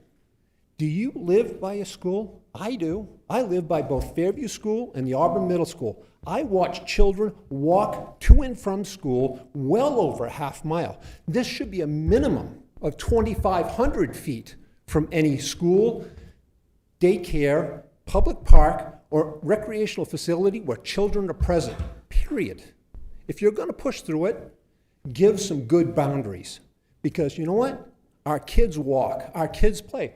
Our children, during that wonderful fireworks display, we refused to let them roll down the hill by Staples because we were afraid of needles after dark. And our grandkids would have gotten stuck by needles. We don't know if they're there or not, but they can't even play, period. These folks did a great job with stating the exact words of the SSPs adhere to the distribution policy that allows one-to-one exchange for each used sterile to a used sterile one, whatever. But if they don't have one, you can provide 100. Thank you, sir. I appreciate your comments. Wow.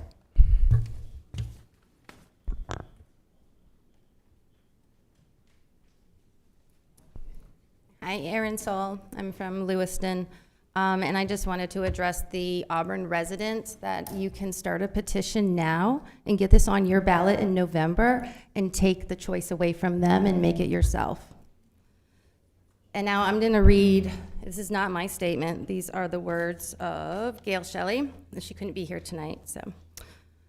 I'm sorry I'm unable to attend this meeting, but I really appreciate Erin, that's me, reading this statement on my behalf. I want to be clear about something. Addiction is a disease, and people struggling with it deserve compassion, treatment, and hope. Every one of us wants to see fewer overdoses, fewer families devastated by addiction, and more people entering recovery. My opposition is not directed towards those who are suffering. It is based on the concerns about whether this particular approach is the best choice for our town. Most of our residents are already concerned about public safety. We worry about discarded needles in the parks, parking lots, neighborhoods, and other public spaces where children, families, and even pets spend time. Even with the disposal programs, not every needle is returned. The possibility of accidental needle sticks creates understandable anxiety for parents, business owners, municipal workers, and first responders, especially with the amount that is being handed out. I also believe our limited community resources should prioritize helping people move forward towards recovery, instead of investing in the distribution of injection supplies. I would rather see increased funding for addiction treatment, mental health counseling, and detoxification services. These are investments that address the root causes of addiction and support long-term recovery, not enable people to continue using. Our community should also continue to support law enforcement efforts against drug trafficking and work towards tougher laws and penalties for those caught distributing drugs. A slap on the hand isn't working. I understand that supporters of syringe service programs point to research suggesting these programs can reduce the spread of infectious disease like HIV and hepatitis C. However, it does not help with fentanyl overdoses and tainted drugs, which seem to be running high. I respect that those studies exist and that reasonable people can interpret the evidence differently. HIV and hepatitis C are dangerous, but not nearly as dangerous as multiple needles affecting non-users that may be stuck by them. Look at Lewiston. It's literally a virtual needle dumping ground, and many people have been stuck because of this. However, I remain concerned that the approach may not be the best fit for our community. Every town must weigh the potential public health benefits alongside local concerns about neighborhood impacts, public safety, and community confidence. I believe our focus should be on helping people stop using dangerous drugs, not expanding the access to the equipment used to inject them. Thank you for listening. Gail Shelley, Auburn, Maine. Thank you. Good evening, my name is Peter. I live on Vickery Road in Auburn. First of all, Owen, congratulations. I'm very proud of you. The whole entire Auburn Swimming Committee is proud of you. I'm diabetic. It's a disease. And we all agree that this is a disease. I need a prescription to go get my needles. But they can just get their needles. It's wrong, for one. For two, you mentioned AA, sir. AA. When was the last time you went to an AA meeting and they handed you a drink? They don't. There's a saying in this town, once a Red Eddie, always a Red Eddie. None of you are from Auburn. We have a strong spirit here. We love our community. And as long, I've been a guidance counselor for 23 years, and I'm retired from the city of Boston. I've seen it. I've lived it. I've looked at it. You should be disappointed in yourselves. You should. Please, Do not make this a Sanford, a Portland, a Lewiston, a Bangor, or an Augusta. We're better than that. I'm looking right at you, sir. Thank you. Nancy Sivney, mathematics and personal finance teacher at Edward Little High School, and also I have my master's degree in education, bachelor's degree in mathematics, statistics specifically. I think that when you study and we teach proofs, even in geometry, we speak about having not circular reasoning. We want to have proof that's unbiased, and what I'm seeing with these programs is that, and I think I've seen it roughly pointed out, is that the reason why we collect data to support the efficacy of these programs. This is a bunch of data. Data is collected by the CDC. CDC is like funded by the state of Maine. So the state of Maine is also basically supporting SpurWink, also. So when you look at all the financial gains that are happening, which are roughly pointed out here, but not targeted exactly, I'm not hearing from an independent, which is why I feel like we didn't get some of maybe the question that Mr. Place had asked about, like what's going on with the people? Do they increase their usage? Statistics in general, they're not going to be great anyway, because trying to follow up, I'm sure there's a margin of error, because they're not going to check in how many surveys were 100%, collected and maintained. So there's definitely some questions with some of that, and some circular reasoning that I certainly would question. And I also know that financially speaking, we've got people that are trying to buy homes, and it's really difficult. My taxes keep going up, and I almost own my home, and it's still difficult. I pay like over $600 each month just to pay my taxes in Auburn, and I own less than half of an acre, and in all of that, okay, you're asking now that I buy needles for somebody, and I also support Teen Challenge and other ways of doing this drug addiction stuff, but it's not going to be by supplying them with some of their needs. If I were to be a drug addict at all, I would go to places that have the least resistance, right? The places that would give me stuff that I would otherwise have to buy. So I would be more attracted to going to the places that would support my needs. So I feel like it definitely would attract and not necessarily discourage if we offer these types of programs. So I would encourage you again to vote your conscience and to certainly ask that tough question, how do we operate within these state rules, but also make Auburn a place that stands their ground, and we don't support this, but we do come along our neighbors and make sure that we help them in other ways that we can. Thank you. Matthew Harris, I live on 369 Turner Street. So, Mr. Platts, you said you had kids at home, correct? How do you explain to your 4-year-old that they can't play on the playground because there's needles all over the place? I take my children to the playground. So you allow them to play in a playground with needles? Bonnie Park, which is part of a beautiful river walk that we used to use all the time, I will not take my children there anymore. Because every time I go, we're finding needles. That snowbank where the public works dumps their snow, forget going there anytime the snow melts. It's full of needles, trash, dirty diapers, the whole 9 yards. I chose to live here. I've lived here now for 15 years. I bought a house 3 years ago. Again, at that time, we were a great city. I want to remind you guys of the incidents that's happened over in Lewiston with their needle exchange house, how many needles that they found there. The fact that April 26th, we've had a overdose that landed in the Androscoggin River. So again, now we have to pay for the services of the police, fire, EMS to go help these people. It's not necessary. 1 to 100 is a ridiculous number. Okay, these people here even stated, okay, that if we do a 1 to 100, people are going to realize that we're giving 1 to 100. So great that they want to get help, but again, it's going to make it easy for these people to get 100 of them. You want to do 1 to 1, fine. But you know what? 1 to 100, that is a ridiculous number that needs to be reconsidered. Also, keeping in mind what I do for work, I work in one of our businesses that we have a high drug use in our bathroom. Okay, we have had to call the Auburn Police Department to come down and get needles. They don't necessarily respond, and again, this is nothing against them. We should not have to call our police department to be cleaning up needles. Because at the same time, there could be a family member upside down in a car wreck, or somebody running around with a weapon, and instead our police department's tied up picking up needles off of bathroom floors.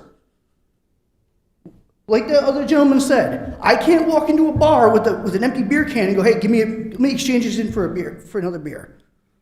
Why are we doing this with needles? It's not necessary. We're ruining the resources that we have, and I don't see how, Mayor, that this even works in your future plans for the city of Auburn. You want to clean up Washington Avenue, all right? How does that affect any of this? How does that fit in your plan?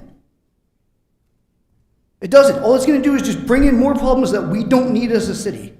So please, I'm asking you guys, do not approve this, or if we're going to approve it, 1-to-1, and that's it. It's ridiculous.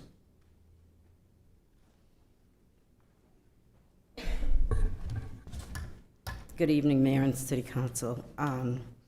My notes are all over the place after all the notes I had to take, so bear with me. I'm going to try to. My name is Dee Chapman. I live at 40 Vivian Street. I'm a business owner here in Auburn. I have been for 25 years.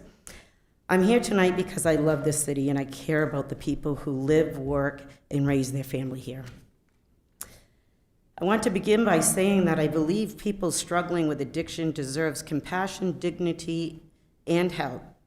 They are people and they deserve a real opportunity for recovery and treatment and support. Tonight, all I've heard, support, support, support. From this young lady, had compassion. I heard a little of that. Support, to keep supporting is enabling.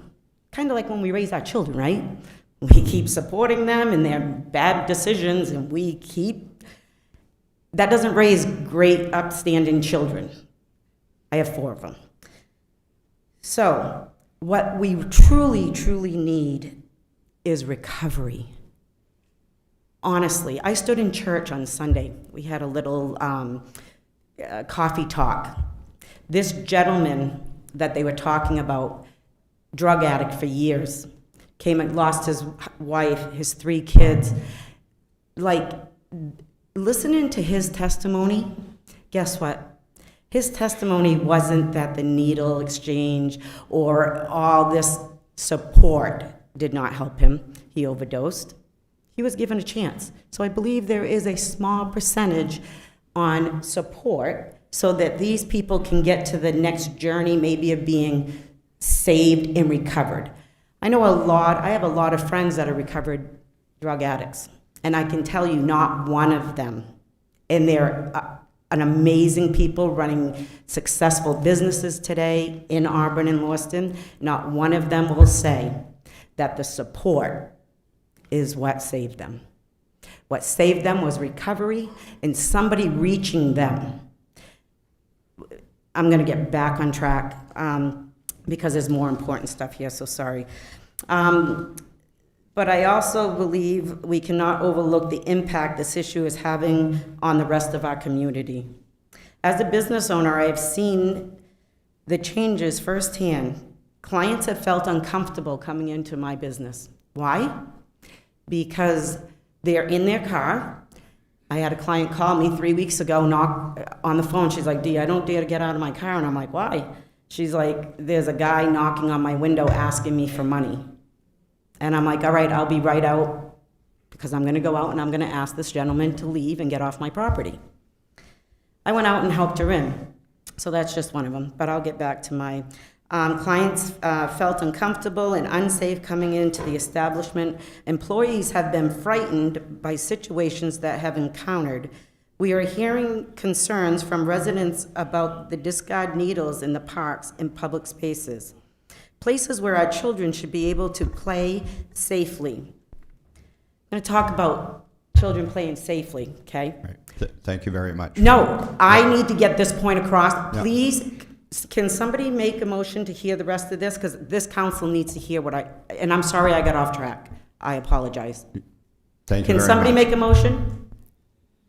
I want to share what happened last year. 3 little girls came running up, 4 o'clock, I'm leaving work.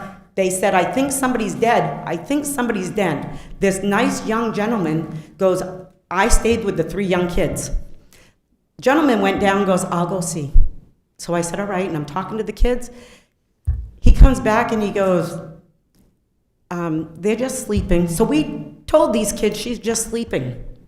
She was dead on the riverbank of the park, Anniversary Park. That is unacceptable for our children. Our parks, they can't even play in it because we have an ordinance that they can stay there until dusk. Well, guess what? Our kids don't play in the parks at dusk. Ma'am, thank you very much for your Well, I'm comment. sorry I didn't get to finish this, but you will all be getting a copy of the rest of my letter. Thank you very much. Thank you.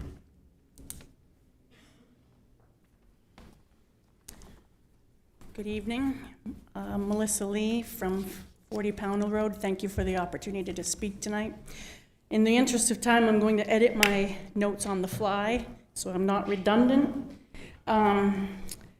My opposition to the SSPs isn't a lack of compassion at all. It's about enabling illegal activity. It's about surrendering public spaces over to rampant drug use, and we've heard that time and again tonight. The mayor says he isn't seeing it on his 60-plus walks through the city, but I see it, and others in this room have seen it. The mayor says these folks can go into any drugstore and buy a box of needles. Let them pay for it, not us.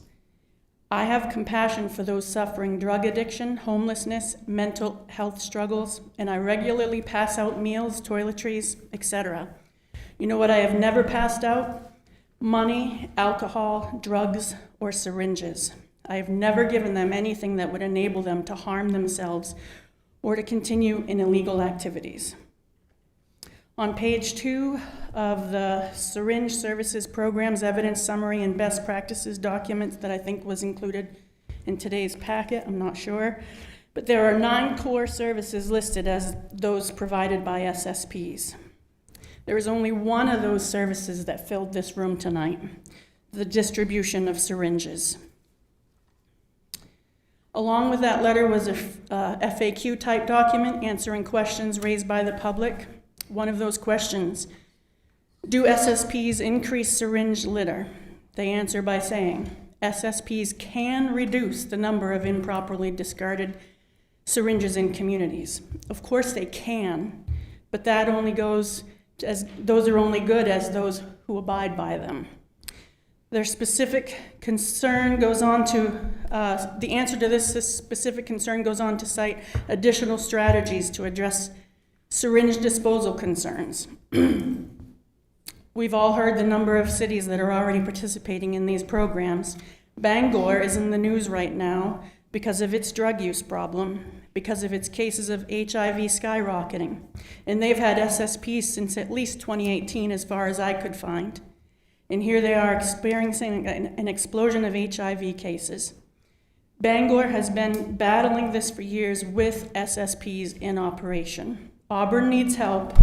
The homeless and drug-addicted communities need help, but this is not the right method. Please, I ask you to consider voting no. Thank you.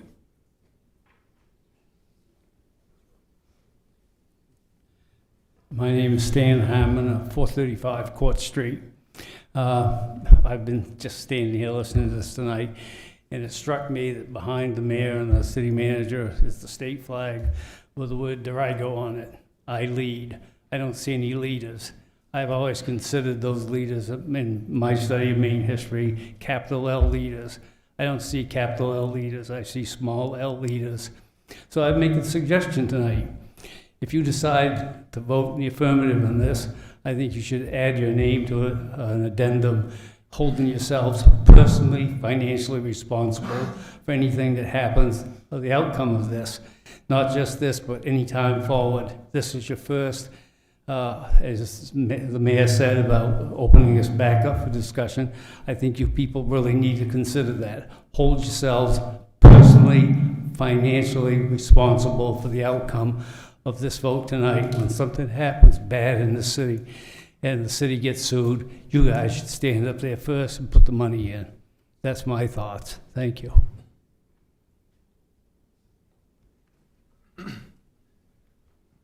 Hello, my name is Justin Young. I'm off of Washington Street in Ward 4 here in Auburn. Miss Butler, that's you. I didn't vote for you, but we can still be friends. With the rise in gun violence around the country, I really think we should just start distributing guns to people. In 2024, there's a Democrat senator in Kentucky, Karen Berg. She proposed providing pedophiles and child sex predators child sex dolls because she said it would, quote, help their release and would allow them to not commit those crimes against actual children. Obviously, that's disgusting, and we shouldn't even be entertaining the thought of that. So the logic follows with an SSP program. Now, all of the experts here, which are way smarter than me, none of them seem to mention the actual root cause of the SSPs or the drug issue itself, which is actual drug use.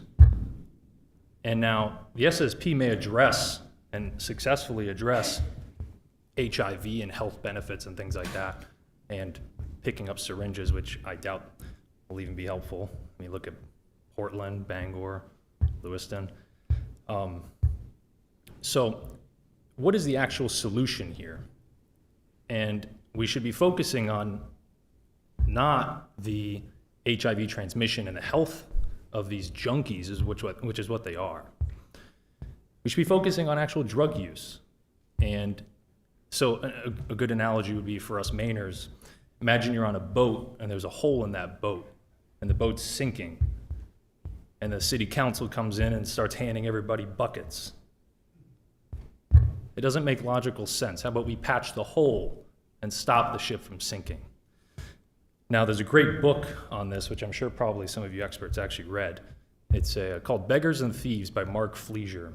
Excellent book, and it describes what these junkies do day to day. He goes around to different cities and studies them and talks with them and integrates himself with them. And basically, he comes to the conclusion that these are their life choices. And this is their choice to be where they are, and this is their choice to do these drugs and do these things. And there's only so much money and so much education we can throw in their direction before we're in the same loophole all over again. So my suggestion and my solution would be to go scoop these junkies up off of the street corners that are panhandling, and you go set them to the jail and have them rehabilitate for 90 days until they're clean. That's what you do. Love does not mean tolerance. We don't tolerate this stuff. In the city of Auburn, we need to love them by treating them forcefully, detaining them, not arresting them, but detaining them and putting them in the jail where they belong so they can get the help that they need. Now, it's going to be hard if the SSP program obviously is state approved. And this bill, or not the bill, but this motion that you guys are putting forward tonight is not enough. Now, if it's state approved, it's going to be very hard and very questionable to outright ban an SSP in this city. But you could try it. There's nothing stopping you from trying it. That'd be my suggestion. Thank you, sir. Ban it outright, please. Ms. Butler, thank you. Jeffrey Wilkins, 33 Lafayette Street. As a data nerd, I just have to correct some of the data that's been given. We should always be using data that represents our communities. So out-of-state studies that are 10 plus years old aren't really relevant to the state of Maine. We can look at the city of Portland, we can look at the city of Lewiston. We can see that SSPs do increase police calls to that area. Now, the reports are very tricky how they're worded. They don't increase crime. Crime is is represented differently than a police call to an area. I believe the city of Portland has seen a 38% increase of calls to their Bayside area in the 2 years they implemented an SSP in that area. So that's just that one I could find online. They're not really published. You have to kind of go through them. But that was Portland has published theirs, and you were able to find that one. You can also look at the needle waste is a huge issue in Portland. They implemented a buyback program, which, as ridiculous as it sounds, actually did help raise that recovery rate to like 86%. But when you calculate the fact that the city of Portland gave away 1 million needles, That's still 140,000 needles that are not recovered through Sharps boxes or any other SSP provider. So it's just extra data that this is published data. You can see it from MTW or the CDC website as well. Thank you. Hello, my name is Leslie Gary. I live at 38 Flanders Street. Couple thoughts after listening to everybody here. 3% is what you get of recovery from people that you're helping. That's pretty low. So why don't we give the services, get rid of the needles. Don't give them the drugs. All we're doing is asking our police to work harder. We're giving people something that, last I knew, drugs were illegal, and we're giving them a utensil to put them in. That just asks for more drugs to come into the city. Our police, I don't know how they feel. I emailed our chief today, and I didn't get a response, so I don't know if they're allowed to answer or not. But how do they feel that you're giving somebody something that they have to fight against? They don't want drugs here. That's their job, to keep them out of the city, and your job now is making their job harder. That's all you're doing. If you want to help people, help them. Don't give them a utensil to put their drugs in to hurt themselves even more.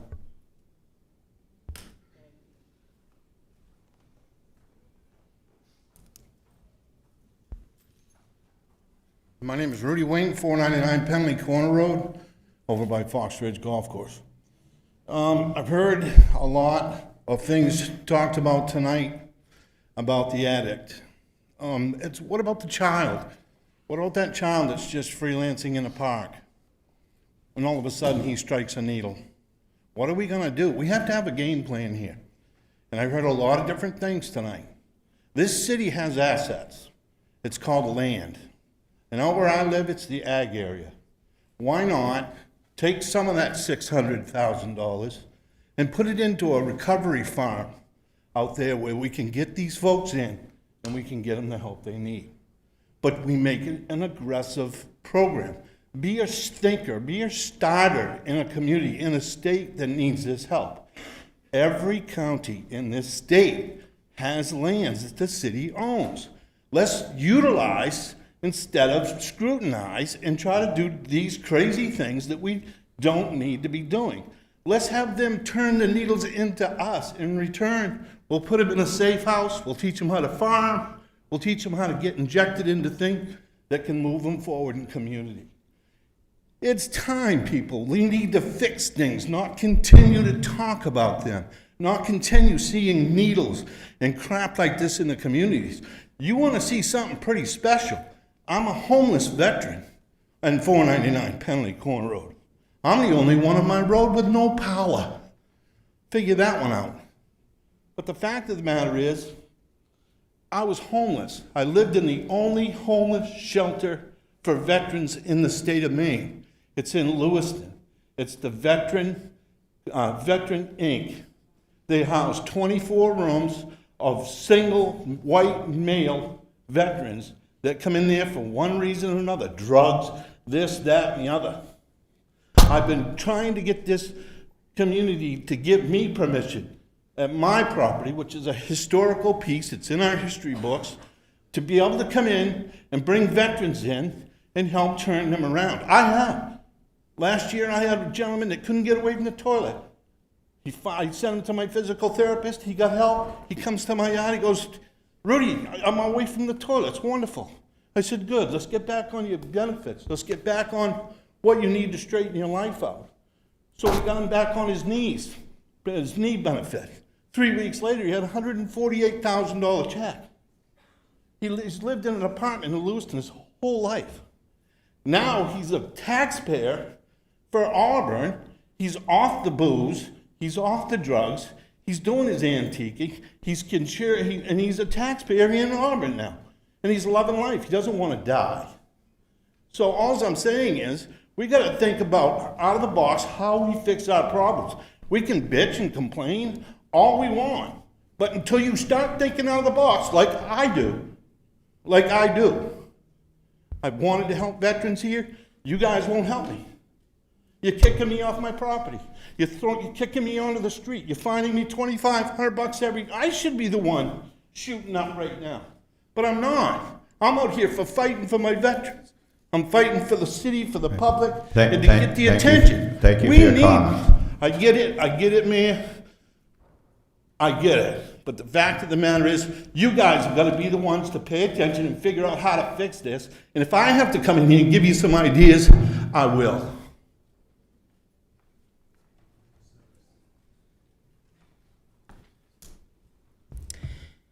Andrew Jones, 57 Hogan Road, Lewiston. I like your council chamber better than Lewiston's. It's pretty spiffy. I just have some concerns about this procedure. Who's the parliamentarian here? Is that you? So it's my understanding that this hearing started at the last meeting and was postponed. And here we are today. When this hearing was picked up again, I did not hear a motion to reopen or a second. I'm just basing my experiences on watching Lewiston, so maybe you folks do something different. I'm not sure. But I was kind of surprised to see that. And also there was a motion by a counselor, Councilor Randall, to suspend the rules and allow public comment at the beginning of the ruckus that was the beginning of this meeting. And that was ignored, I guess, disregarded. I was curious if anyone was willing to second that. Later, Councilor Randall made that motion again, and it did get seconded, so I'm just kind of curious why we went through all of that. So if that's the case, then I would say that the entire testimony that happened today was out of order, unless you want to say otherwise. Another thing, you, Mr. Mayor, wanted to limit the comment to the experts, but you had a person here who admitted that his background was as a lawyer with gun laws. So I'm curious who was supposed to vet those people. If it was you, then I would say that your ability to vet subject matter experts is about the same as your respect for the First Amendment. With regards to syringe service providers operating in your city, all I can say is please don't make the same mistake that my city did. There are plenty of people who spoke against it. You had plenty of stakeholders who were dependent on resources and funding going to their organizations who spoke in favor of it. And at the end of the day, we ended up with the Church of Safe Injection on Main Street. That was a building I spent a lot of time in as a kid when it was Zimmy's, and to see it in the condition it was left in at the heyday of Church of Safe Injection was just, it was sad. And I would hate to see something like that happen in your city. So again, please don't make the same mistake my city did. Thank you.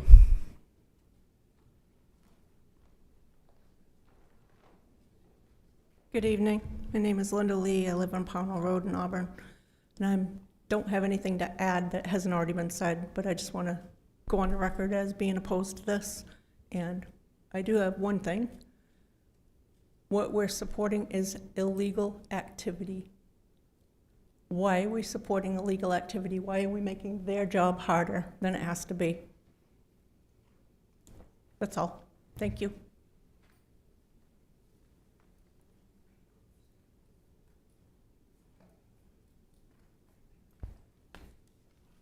Kimberly Craig, 863 Pownell Road, Ward 4. So I sent you a very lengthy email last night. I sent you an email today. I sent you a file of photos to show how long I have been opposed to the needle exchange. I sent you everything that CASI had been putting out there, from promoting using drugs to bringing people as far as Canada, Vancouver, here to speak for their cause. So, I was just talking to my aunt, who's been an expert, a 50-year RN. She's in Ward 4 as well. And she's a social worker, and she has been working with these people on the streets for decades until she had to take care of my uncle. And she would have never had gotten the people that she took care of into treatment if the government was constantly dangling a needle under their nose. She never would have got them clean. She would never have gotten them help. And she also wants to know how many homeless are walking around with Tide bottles to put their needles in. So, I love our trails. I'm on the trails many, many times a week. And what I can't understand is how the city has allowed it to be covered in filth. We have the trails in our city and Lewiston are a huge asset. They're beautiful, but they're not safe to enjoy. Our waterways are being polluted by human waste, needles, and dump truckloads of garbage. And I know what Public Works has had to deal with, and I've seen countless dump trucks full of human waste, the campsites, and unfortunately dead animals. The fines for illegal camping are $0 to $500. The fines for illegal campfires that could cost hundreds of thousands of dollars in damage to the city, $50. Illegal dumping into the river, $1,000 to $2,000. But when I'm walking the trails of Lake Auburn with my dog and I allow him to drink from the lake, if I allowed him to drink from the lake, that fine is $2,500.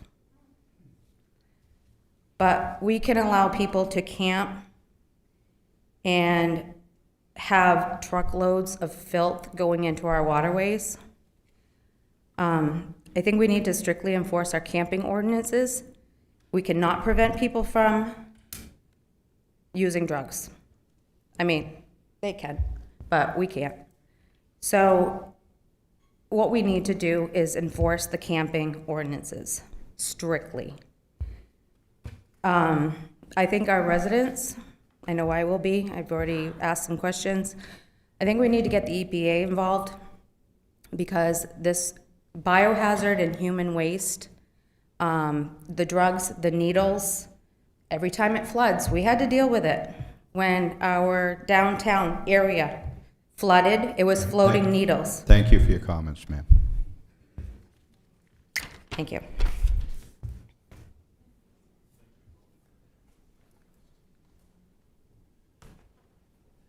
My name is Steve Milks, 82 Alderwood Road.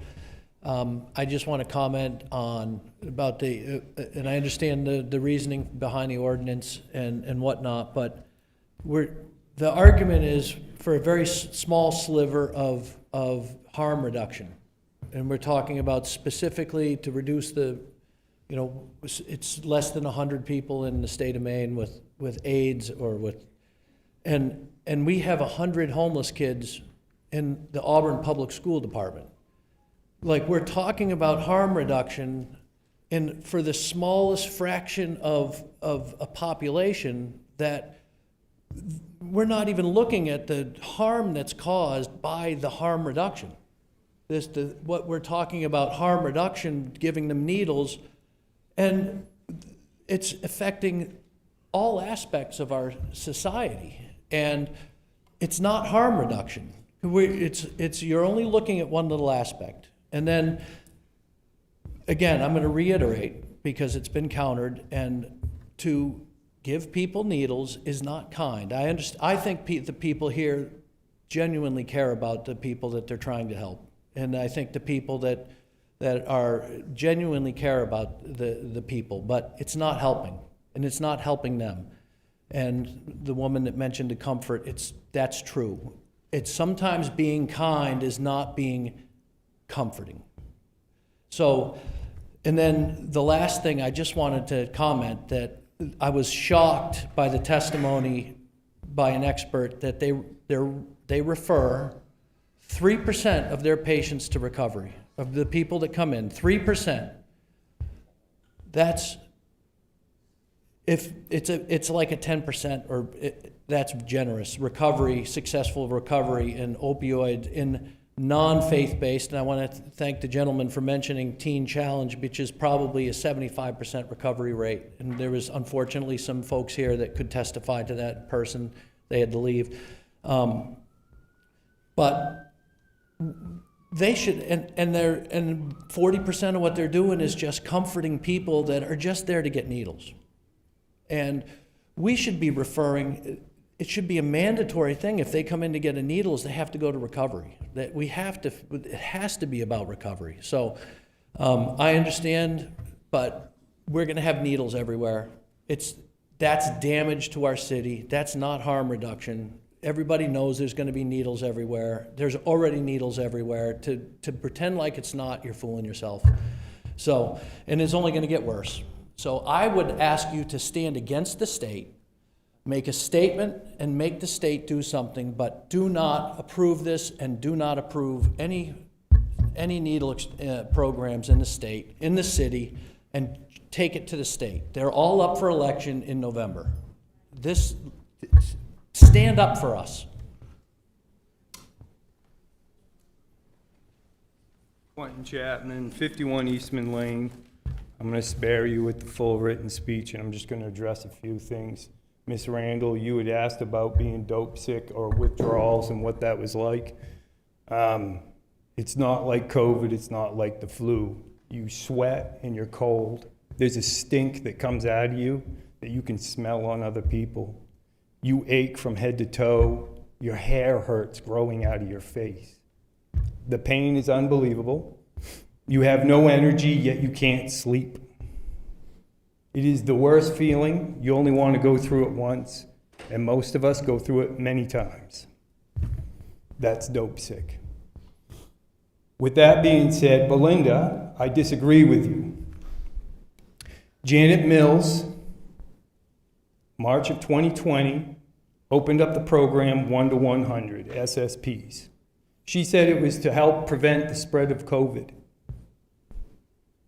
Wear 2 masks, 6-foot distancing, give away lots of needles.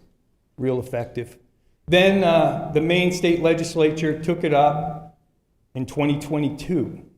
It passed by party lines, got driven down the throats of everybody. There was no discussion or conversation. There was no compromise, or there's none of that. That doesn't happen in Augusta, not on most things. It goes party in charge, makes the rules, everybody else follows them. That's it. Been there, seen it. So with that being said, 2022, that puts you 90 days out February. February, that rule took place. It's 2026. What month are we in? July? We haven't had to follow that rule yet. I don't see why we can't continue the moratorium. I really don't. I don't have a problem with renewing the moratorium every 6 months. I don't understand why you would. I don't. The needles are bad now. They'll be worse with the SSPs. Don't believe your lying eyes.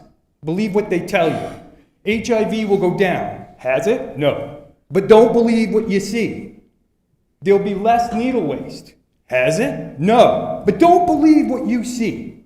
There's a book called 1984 that says, don't believe your lying ears or your eyes.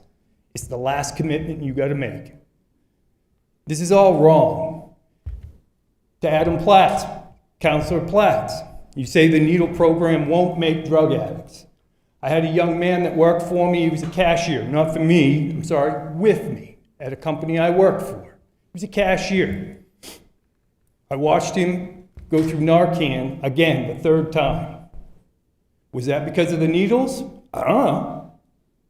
Was it because there was no needles? Probably not. Just saying. He was a normal kid. He ran a cash register. Now he's on the street. I have compassion. I have a lot of compassion. And I will put myself in front of a bus to save somebody.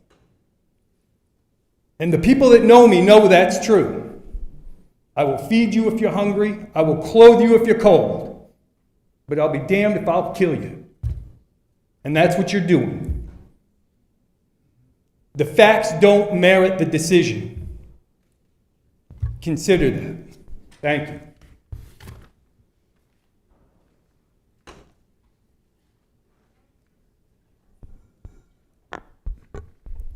Is there any other member of the public that wants to address the council on this item? If so, please approach the podium, provide your name and address.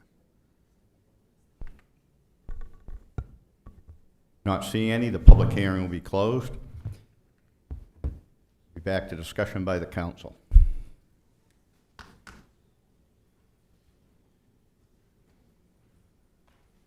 Council Platt. Sure, someone's got to say something. Someone's going to start it off. Again, excuse me. Want want to thank everybody for speaking, who spoke, for spending your evening with us here. There's a lot in front of us right now, so I'll speak to where I'm at. As you guys remember, we passed this in the first reading. In the last reading, I voted to postpone it for more discussion. It's obviously been 3 hours now, but I think it's valuable that we spent our time here. I continue to struggle with concepts of litter, concepts of where these needles might go. It's not lost on me what people are saying. As I listen to the professionals speak, I find it difficult in my mind to say that their science is incorrect. So I asked if SSPs create more drug users. We don't have numbers for that, but the prevailing opinion was no, we already have drug users in this community. I asked if SSPs do reduce, or we were given information that SSPs do reduce communicable diseases. Again, it's difficult for me to say that that science is incorrect. I'm listening to public health professionals tell me that that's true. So those two things, I do not believe that SSPs create more drug users. Now, that's not saying what folks have said is incorrect. I just want you to know where I stand. I do still have concerns about litter and trash. I understand everyone's got anecdotes. Some people don't see litter, some people do. My issue is, where do we go from the moment right now? I hear a lot of people complaining about needles, drug users, employees using drugs, finding homeless folks out and about.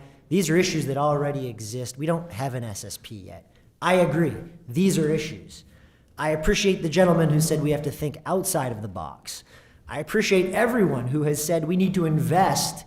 The city needs to put money towards things that aren't giving out needles, recovery. I absolutely agree with that. It's my understanding that the city will not be funding SSPs. Again, that is independent of the issue of whether we allow them or not, but I want to make that very clear. The city is not funding SSPs. If we want to have discussions about funding recovery, I think that's a great way to think outside of the box. Someone brought up opioid funds, I believe Councilor Walker to my right here. Great discussion. Where I stand today is I will support this ordinance. I will also call on the council or the city staff. I believe it was Glenn mentioned some metrics that we're using from police, fire, public works, all the ways that we measure if there will be a change from today to a month from now, 2 months from now. I will ask that the city receive that information monthly.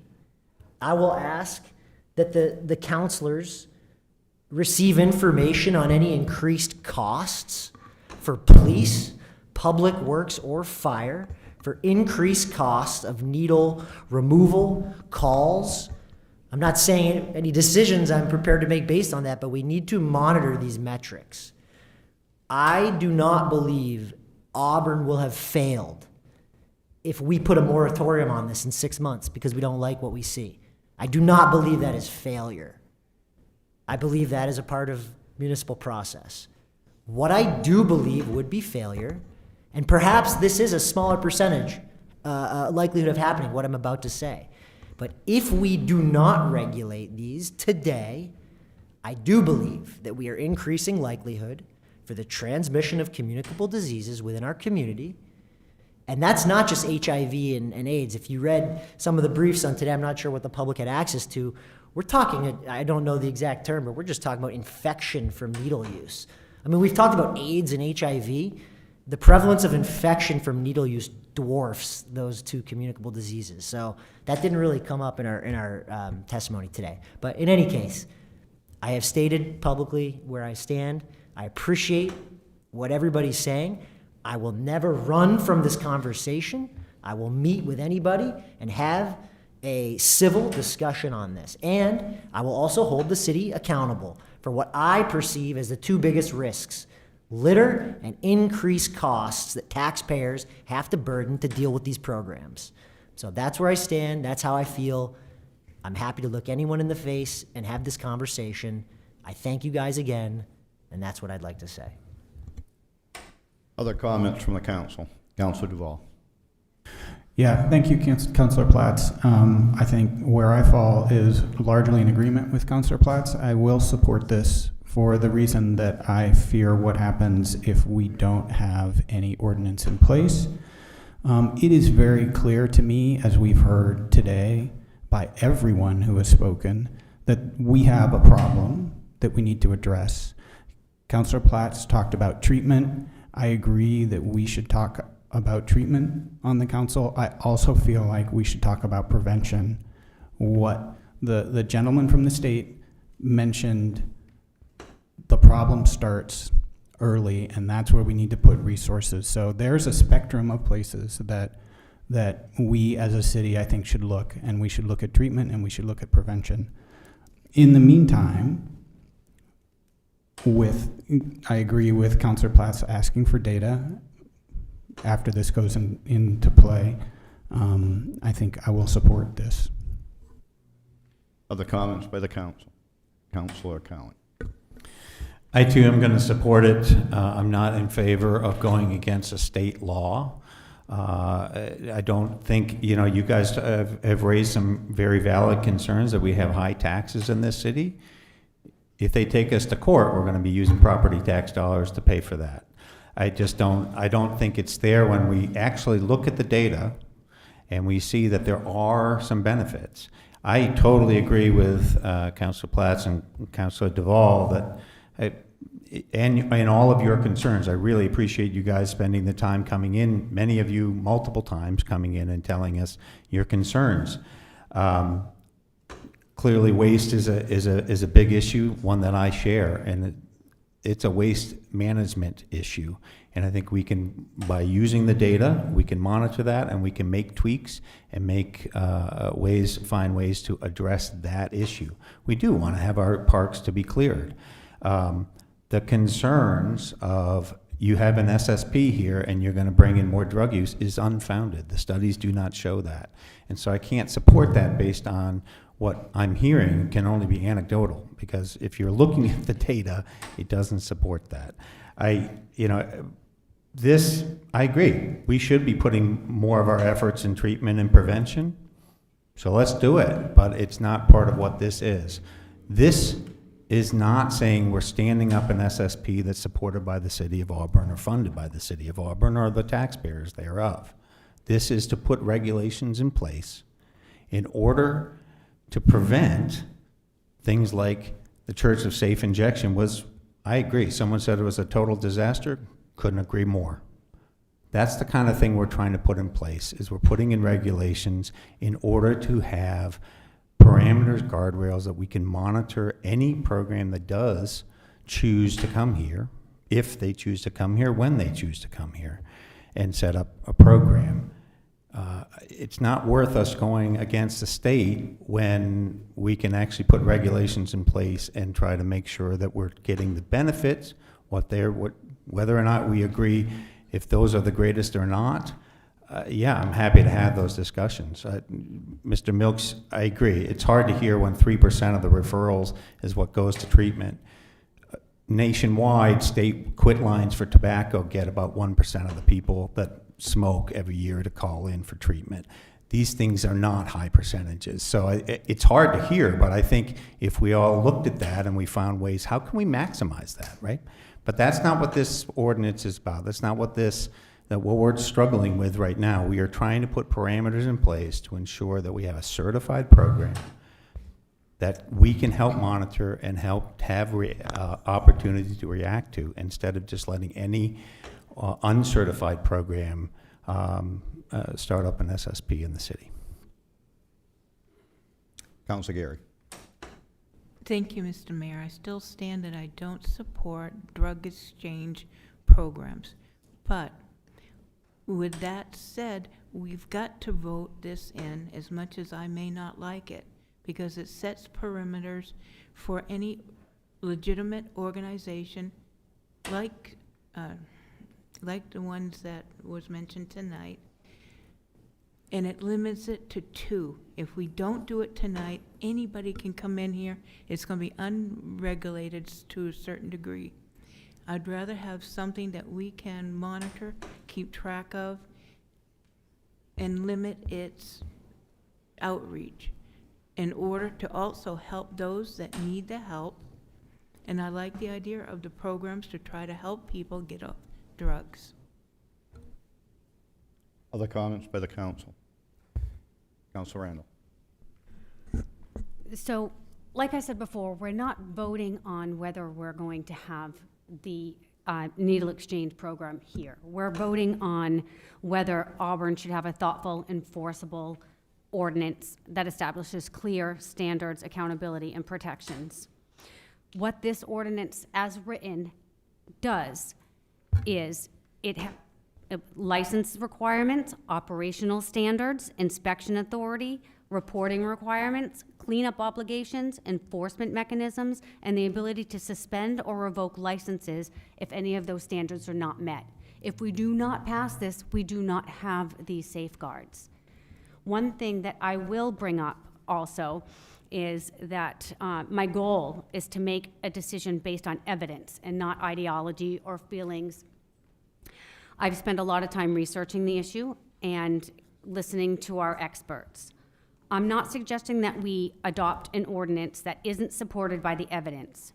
Quite the opposite. I found the evidence to support the syringe services programs generally, but what I haven't found is evidence demonstrating that a cap at 100 produces better outcomes than a conservative approach. In the absence of that evidence, I wonder if we should consider starting with a more conservative cap, such as maybe 25, and then revisit later if Auburn's experience or future research shows that a different ratio is warranted. I also want you to know that the people of Auburn, that we have all heard you. We agree with a lot of the things that you have to say. We are not pushing away your concerns. When you get up and speak to us, we feel the passion that you have. We know, we understand where you're coming from. Please know that. Thank you. Other comments by the council? Council Cowan. Mr. Mayor, thank you.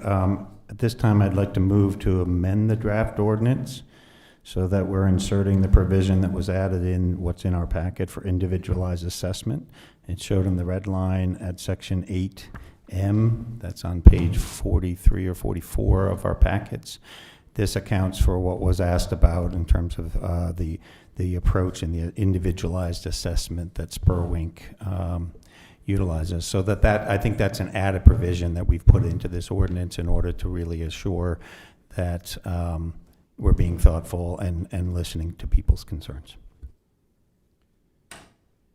So Councilor Cowan's moved to amend the draft ordinance by inserting the provision for individualized assessment shown as the red line at section 8M in the packet. Is there a second? Second. Seconded by Councilor Randall. Discussion by the council. Council ready for the question? The motion will be by, the vote will be by show of hands. All those in favor? Opposed? 5 having voted in the affirmative and 2 in the negative, the motion is adopted. Further discussion by the council on the motion as amended. Is the council ready for the question? Vote will be by roll call. The clerk will call the roll. Councilor Walker.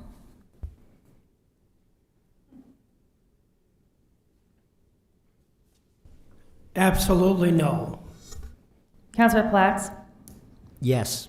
Councilor Gary. No. Councilor Randall. Yes. Councilor Cowan. Yes. Councilor Duvall. Yes. Councilor Butler. Yes. 5 having voted in the affirmative and 2 in the negative, the motion is adopted.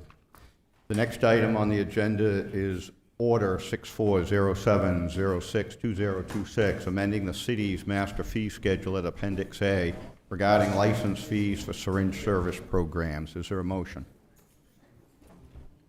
So moved. Moved by Councilor Second. Small. Seconded. Seconded by Councilor Platt. Does any member of the public that would like to address the council on this item, please approach the podium, provide your name and address. Not seeing any. Public comment is closed. Discussion by the council. Council Platt. I just question, it's more broad to just kind of rules within the master fee schedule. I noticed that with some fees, there's a fee, and then there's an additional fee based on services the city might incur.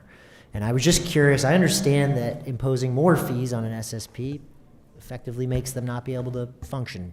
But I'm curious, if in the future the city of Auburn finds that there are increased costs of dealing with litter, what mechanism would we deal with discussions of understanding?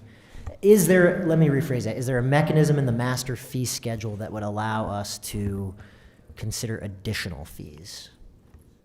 Well, the council at any time could, let's just assume for the sake of discussion that you would have passed this fee and put it in Appendix A. Based on the outcome of the reports that you get, you could adjust that fee at any time. You could. So that's it. It would just be an adjustment. We don't need to create another mechanism now to plan for that possibility. No. Again, that's not my intent, but I don't want the city to be caught with its pants down, for lack of a better term. Right. So the council will recall in this council, I don't remember exactly what month it was, we modified that might have been at the end of the last council, we modified the fee schedule, moving all the fees into Appendix A. They require an order. They do not require 2 readings, and the council can modify Appendix A as necessary. Okay, that satisfies my thoughts.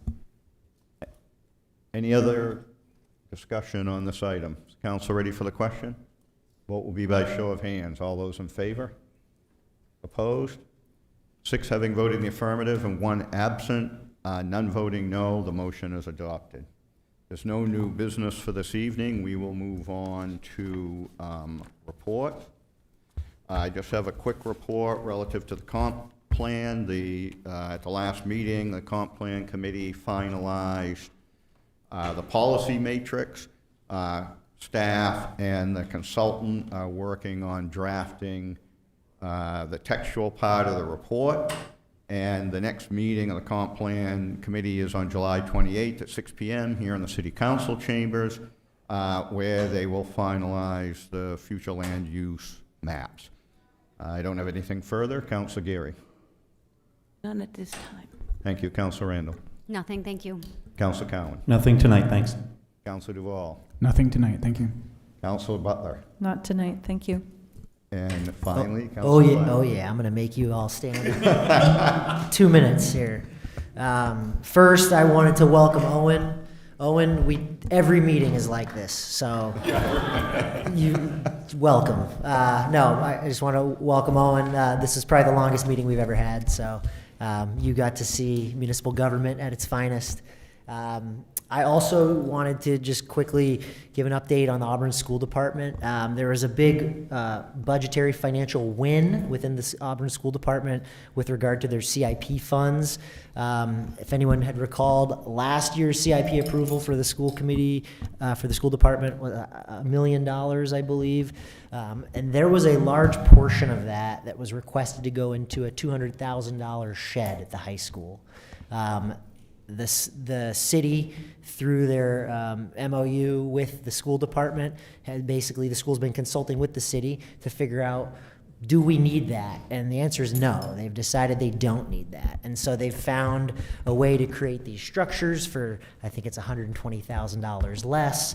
And now they're moving projects into that CIP that may have been funded by future CIPs or, emergency expenditures from capital expenditures fund. So just without getting into the numbers, I'm happy to get into those with you guys, but a big win for the school working with the city, being able to leverage the expertise of the city to save a significant amount of money. So that's what we want to see with that relationship, and I just wanted to share that with you all.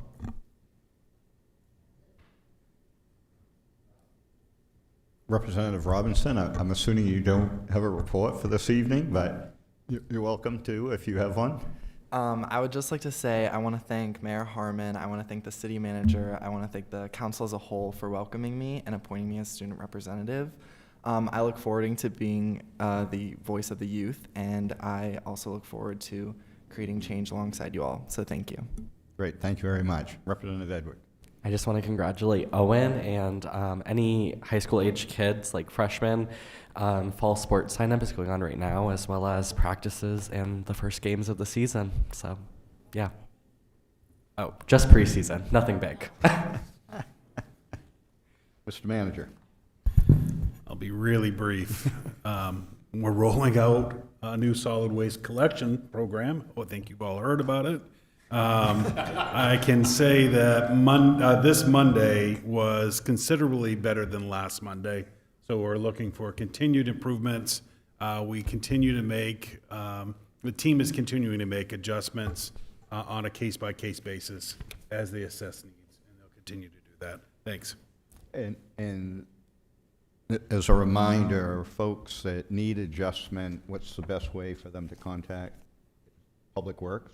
You can call Public Works. So they could call the city here at 333-6600, ask for Public Works, and they'll arrange to look at their issue? Correct. Great, thank you. And just a reminder for those who want to get rid of extra cans, that's a Kitty Hawk, is that right? It's at Kitty Hawk. So of those roll-off containers, we've already filled 3 of them with people bringing their containers, but we also make arrangements for collections for people who can't bring that out there. Great. Anything further? Thanks. So we'll go to the last open session of the evening. If there's any member of the public that would like to address the council on items not on tonight's agenda, please approach the podium and provide your name and address.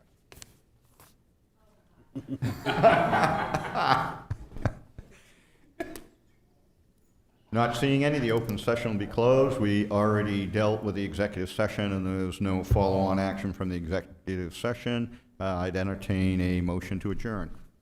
Motion to adjourn. Second. Moved by Council Walker, seconded by Council Randall. All those in favor?